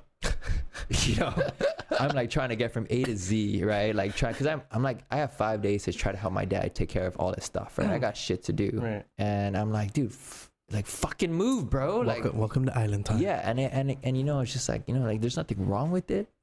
But I also noticed that when I wake up at 6 a.m., you know, to take my dad to McDonald's, no one's on the road. Barely see anyone. Like, there's no activity. And I'm not saying that it happens in San Diego, but like, what if everyone woke up at 5 a.m. feeling refreshed like you were, boo, and just like started thinking about their day and thinking about what they want to accomplish, not just during that day, but the next day. Yeah, man. The day moving forward, and then like having the energy to actually put the time and effort to make it happen, like what you're doing with your podcast, you know, and that has a lot to do with health. Yeah, for sure, dude. The energy. When I first started waking up early, the main purpose was because it was the only time of the day where I had the whole day to myself. Yeah. No one was awake. Yeah. No one was calling me. Yeah. No one was texting me. if I wanted to, and I can do, and I called it the man hour. Yeah. You know, it's like whatever I wanted to do in this hour. Yeah. It was for me. What is selfish? Yeah. Right. Yeah. Fucking be selfish, And dude, and it helped me mentally, right? It helped me just, and it's kind of realign my day before my day even gets started. And it's like, and it's being productive, right? And I think there's a difference between, and I find myself doing this like mindless thinking when I'm on Facebook and Instagram, when I'm just like swiping, going through stuff, and like I'm not even comprehending anything that's going on, but I'm just trying to numb my mind. You know, they're just like, dude, there's weeks, bro, when I train like 12 hours a day. Shit. 6 a.m. to 6 p.m. And I love it, dude. I love every moment of it. But I'm a family man. Yeah. And so I'm trying to find balance with like spending time with my 2-year-old son, you know, who's going to be no longer an only child, you know, and then, you know, and my fiance, you know, she's a stay-at-home mom, you know, taking care of all that. And that's the reason why I'm able to work 12 hours is because she stays at home. But I also want to spend time with her. Yeah. And so I come home and I'm spending time with my kids and I want to spend time with my fiance. But in the back of my mind, I'm like also thinking about my work, because my work is what helps me provide for my family to help my fiance stay at home and take care of our son and our soon to be other son. So two boys? Oh I got gosh. 2 boys, bro. Woo. I'm gonna get 2 boys. There you go. And so I'm so, it's crazy, bro. It's so freaking crazy. I just love how everything's progressing. And but going back to it, it's like the balance, right? Finding that balance. Because as much as I want to focus on my business and spend time with my family, I also want to focus on myself, self-development, right? Like I want to, in order for my business to grow, my mind needs to grow. Yeah. Right. In order for my mind to grow, my body needs to grow. You know, it's very important to have your man hour. It's very, very important to have time for yourself. And I think when people don't do that, they kind of lose themselves and they fall into this pattern, regardless if they're being very successful in one aspect of their life, they typically sacrifice another aspect of their life. Yeah. And it's that balance, that work-life balance, right? Yeah, man. Speaking of balance, I was just given like the brightest phrase of enlightenment. I asked the same thing. I was like, dude, how do you find balance? I haven't released a podcast yet. It was with Jason J. I was like, how do you find balance in everything? Yeah. And he said, I don't find balance. I'm constantly balancing. Yeah. That's crazy. Yeah. That's a good one. I like that. Yeah. I like that. Yeah. Like I'm not looking for that one single balance. It's like, okay, so yeah, you know, it's a constant balance, and it's maybe that sounds the same thing, but it really isn't when you break it down. No, it's totally different. It's totally different. Like you're not searching for it. You're like you're not looking for it. It's like you're doing things that help you look for it. Yeah, you know you're in it. You're Yeah. present, right? Yeah. You're present in the balance rather than looking at the end point. Yeah. Yeah. That's beautifully said. Yeah. I like that a lot. Yeah, bro. And I was just like mind blown. I was like, oh my God. That's a great way to put it. Yeah, it's pretty profound. Yeah, and so that's pretty good. I'm gonna use that. Yeah, dude. Use that. Yeah. Fuck, I haven't released an episode, so I'm sad I said it already. I'm pretty sure you'll be fine. You'll be fine, bro. Yeah, you'll be fine. This would drop before that episode's dropped, dude. I'm just like, oh man. But it's just when it comes to that, when he said it, I was like, holy shit. That's good. Yeah. Yeah. It's. I mean, it's like the answer, right? I mean, that's what self-actualized people would say. Yeah. Oh, it's like I understand where I'm at, where my mind is at, where my body is at, and where I need to be. Yeah. And I understand that maybe I'm not that Calvin and Hobbes. I don't know if it's a Calvin and Hobbes quote, but it comes with a Calvin and Hobbes picture. It's like I know I'm not where I want to be, but I know it's where I need to be. Dude, yes. Right? Yes. I feel like Emerson quote or something. I'm like, and yes. I'm a firm believer in affirmation. Like saying things out loud, like that you want and truly feel like you need and want, and like you have, it's every right to be yours. Yeah. Like being successful. Yeah. You know, like being the best personal trainer in the world. That's that's what I strive for every day. I that's why I'm constantly learning. Yeah. How often do you reflect? Every day, dude. Yeah. Every freaking day. I reflect every freaking day. As a business owner, I make the mistake of being very emotionally invested into what I do. Okay. Right? Because I care for my clients, dude. Right. You know, like I care for every single person that I work with. Right. And so so I think about how to improve and help them. Right. You know, every single session. Like, did I make the most of this session with them? Did I accomplish what they did? You know, did I do the right things? Because I'm not 100% perfect, bro. I wear my heart on my sleeve, and if I'm mad, bro, like it's really hard for me to show it. You know, like if I'm like something's on my mind, it's hard for me to hide it. Oh, there you go. You know, So it's really hard for me to hide it. And I feel bad, you know, because people pay for my time, and people pay for my time to be like the trainer. Yeah. They're like, Sean, is everything cool? Yeah. Yeah. Should I just keep doing this? Yeah, exactly. And you know, like, and I hate it when it happens. And so I reflect, and I'm like, dude, why did that happen? Yeah. Did I not get enough sleep? Was like something on my mind? Like, how do I distract? How do I turn that off to be able to like be 100% involved with what I need to be with who I need to be with? And I realized I got to throw my fucking phone away. One, like one. But it's important. It's an important aspect to what we do. It is. It's 100% important, but it also like, and I think it comes back to being present in the moment, right? Like being present in the moment. Like when I don't like to take my phone out, but I have to have it out, right? Like one, like I don't know if my fiance is gonna, you know, have like some type of pregnancy problem. So that's always in the back of my head. Like, does she need me? I'm always thinking. Two, maybe someone like a high-end client needs me right away, right? Like recently I've been working with this anyways, I won't even go there. But anyways, like he's a baller, right? He's a baller. He's a freaking baller. Stupid baller. It's just stupid. He's a good baller. Like, I mean, like, just like stupid. No, so much money, man. Like, just some people that just have so much freaking money. It's like, dude, what the hell? Yeah. But like sometimes I cater, you know, I think about what's going on, and I shouldn't. Like, I need to be more involved in the moment. Like when I'm talking with you, I need to be 100% focused on what this, because like you're devoting your time to be with me. Yeah. You know, and therefore, you know, like I'm devoting my time to be with you, and so we're for sure. I mean, but on the other side, I understand that. But you know, but that's it. But you know, it's being professional. Yeah, you're being a professional. Sure. Yeah, sure. like you're. I mean, yeah. And so, anyways, I just reflect on that part, and then I reflect on like, can I become a better trainer? Like, what can I do to become a better businessman? What can I do to become a better, like husband, better father, and so yeah, every day. How often? I mean, once, twice a day. How long? So there's this. So what I've been doing. So what I try to do every day is one. I try to start my day off by outlining my to-dos, right? Like my schedule. Like I look at my schedule, think about what am I doing, like what's my programming with certain clients, what I need to do, what can I do to fill the gaps in my schedule. And then I try to finish the day off with like assessing everything, like seeing what's going on. So what did I do right? And more importantly, I try to finish off every night with gratitude, like being very thankful for like the mistakes I've made, because I can learn. More importantly, like being thankful for the people I'm working with to be able to like live the way I'm doing. And then like 3, being very thankful like to be living and having a family. You know, like stuff like that. Like I try to start the day off like that and finish it off with that every day. Yeah. Every day with everything, whether so yeah. Powerful, bro. Yeah, so I use what's called a passion planner. Have you heard of them? No. So it's a planner. It's like a planner. It's a planner where you basically write down, like, you know, you write down what your agenda is. And then you start out with your goal. You start out with the first page of your goal. Like, what do you want to do? Like, what's your main goal? Like, boo, what's your main goal, right? Like, what do you want to be? The best engineer? Do you want to be the best podcaster? Do you have a difficult time being honest with yourself?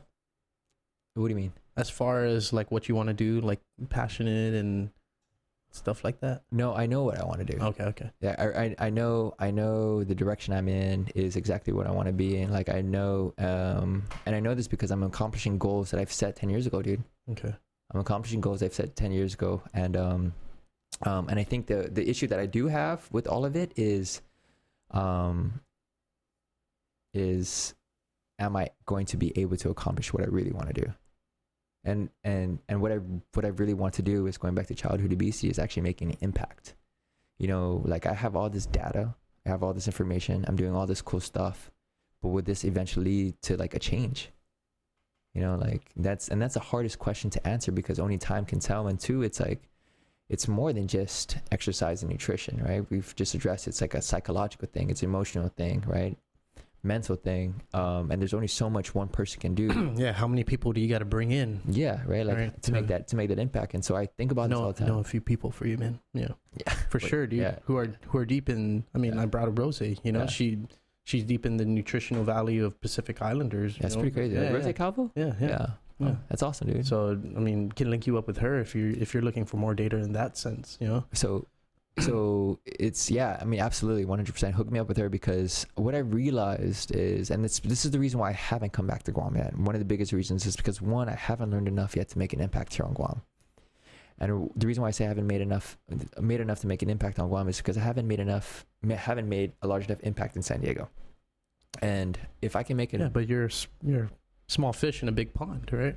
Yeah, but I want to be a big fish in a small pond. Okay. You know, like that's the goal, right? And it has more to do with experience, right? And just learning, constant learning. And that's the problem. There's just too much to be learned.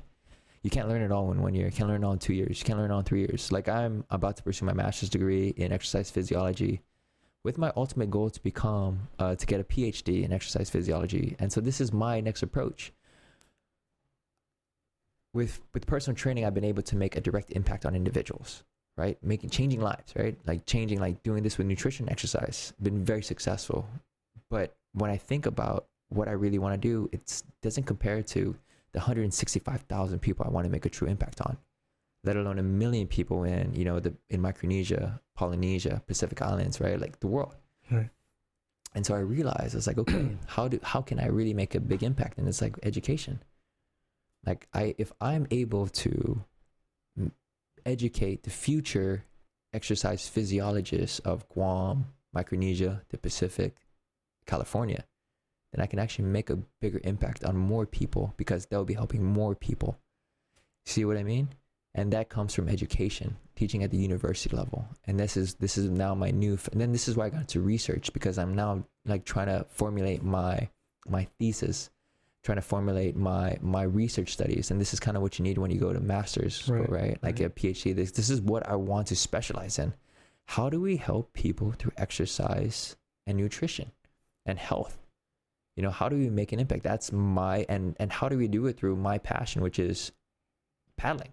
It's not just outrigger, but it's stand-up, dragon boat, surfing too, you know, stand-up paddling, surfing, kayaking, canoeing, anything that has to do with a paddle, a vessel, and being on water. Yeah. And I'm a firm believer, bro. It's changed my life. It's gotten to me where I am. I mean, like, dude, I remember in high school, do you remember our yearbook? We have the same freaking quote about what we want to do. And that's because I guess I didn't write something in, and they just used your quote and put it in mine. I want to become an engineer. And I was like, dude, you know, and I was perfectly fine with it because I didn't know what I wanted to do. Yeah.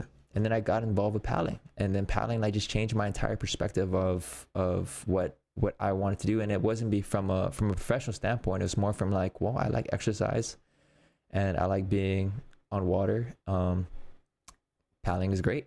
You know, it started from there. And then the opportunity to become an Olympian, like, started to like creep up, and I got to travel the world. I got to see, like, I was in Brazil, Argentina. I was living in Australia. I was training in Romania. I went to China. I went to, where the hell did I go, man? I went all over Micronesia. I went to way more places than I think, all over the US.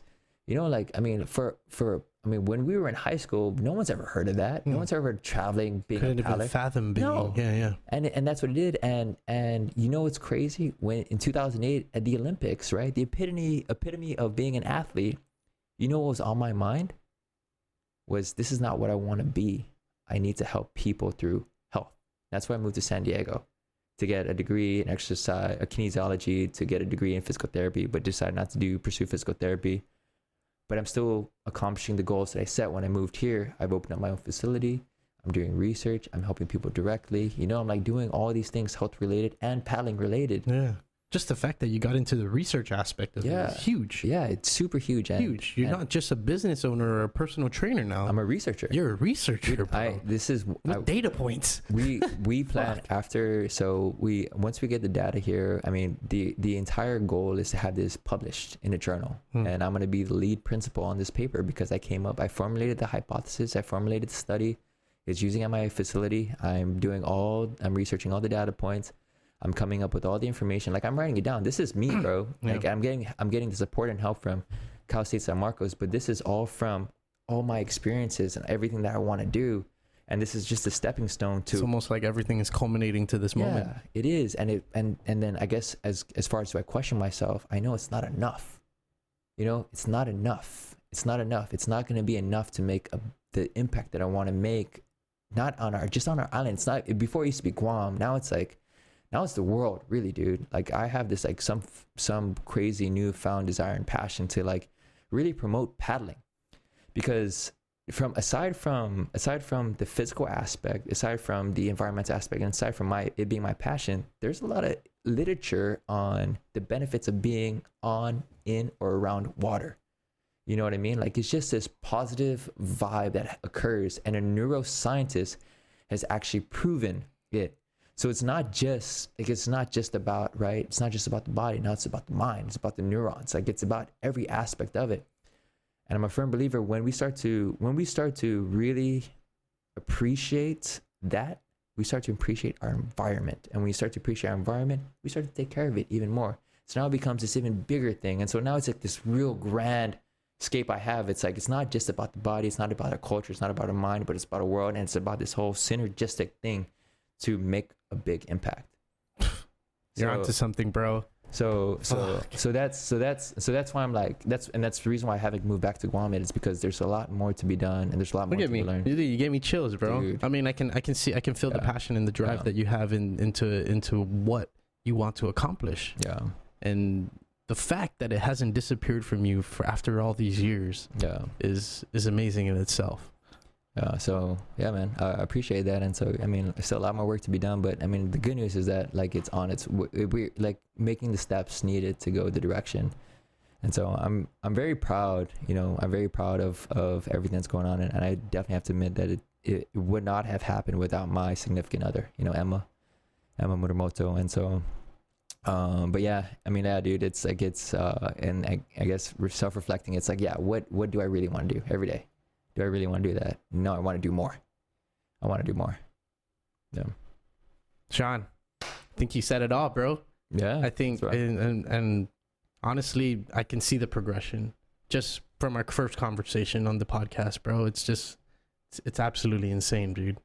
And, yeah, you want any last words before we cut out here? Bro, just thank you, Boo. Thank you, man, for connecting everything related to our people, the island. Like I know when you first started this, it was about that. It was just about bringing everything together into this one platform. And I think you've done an amazing job and are doing an amazing job. And I just want to thank you because you are, dude. You're connecting everything. I mean, thank you, bro. Thank you. Like I'm coming across people that I've never heard of, and I'm like seeing this like movement that's growing on Guam, and I think people are connecting to it, and I just keep it up, man. I'm loving it, bro. I mean, like you've progressed so much too, and I'm looking forward to what you got to come.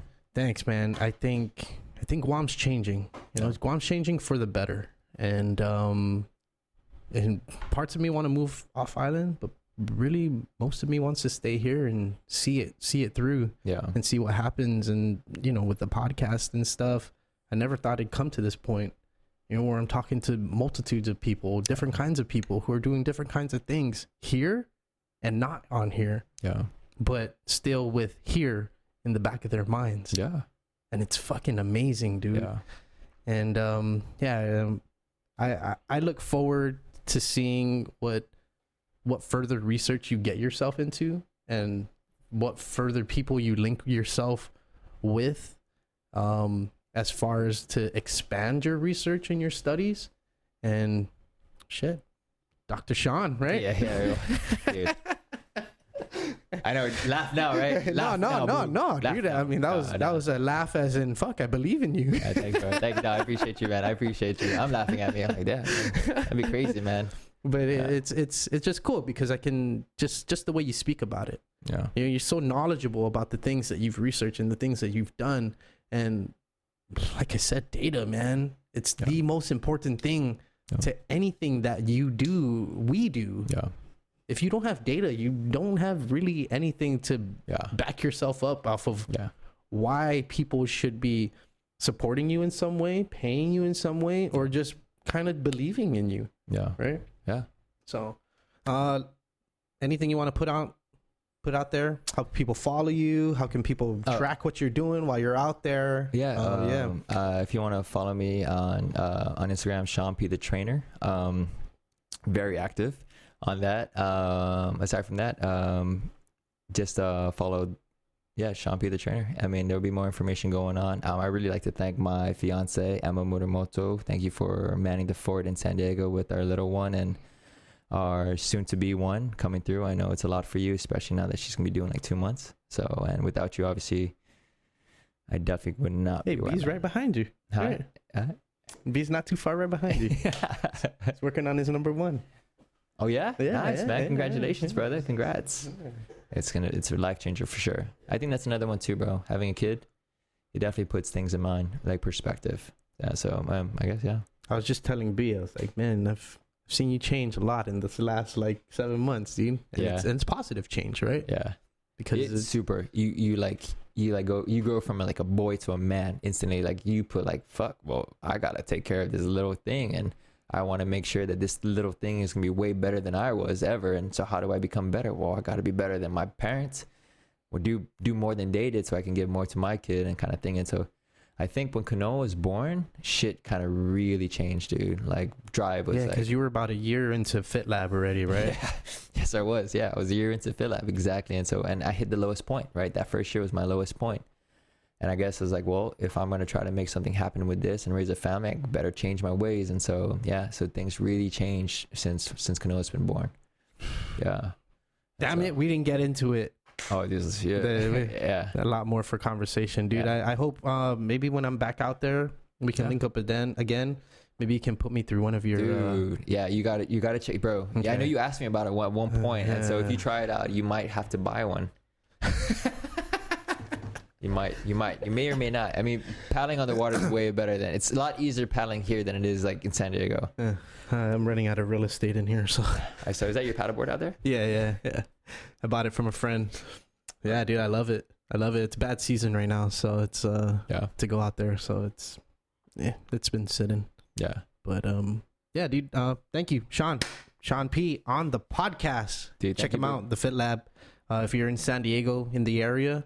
Yeah, dude. Where can people check you out? TheFitLabSC.com on the website. Hit me up at SeanPTheTrainer .com or at Sean P the Trainer on Instagram.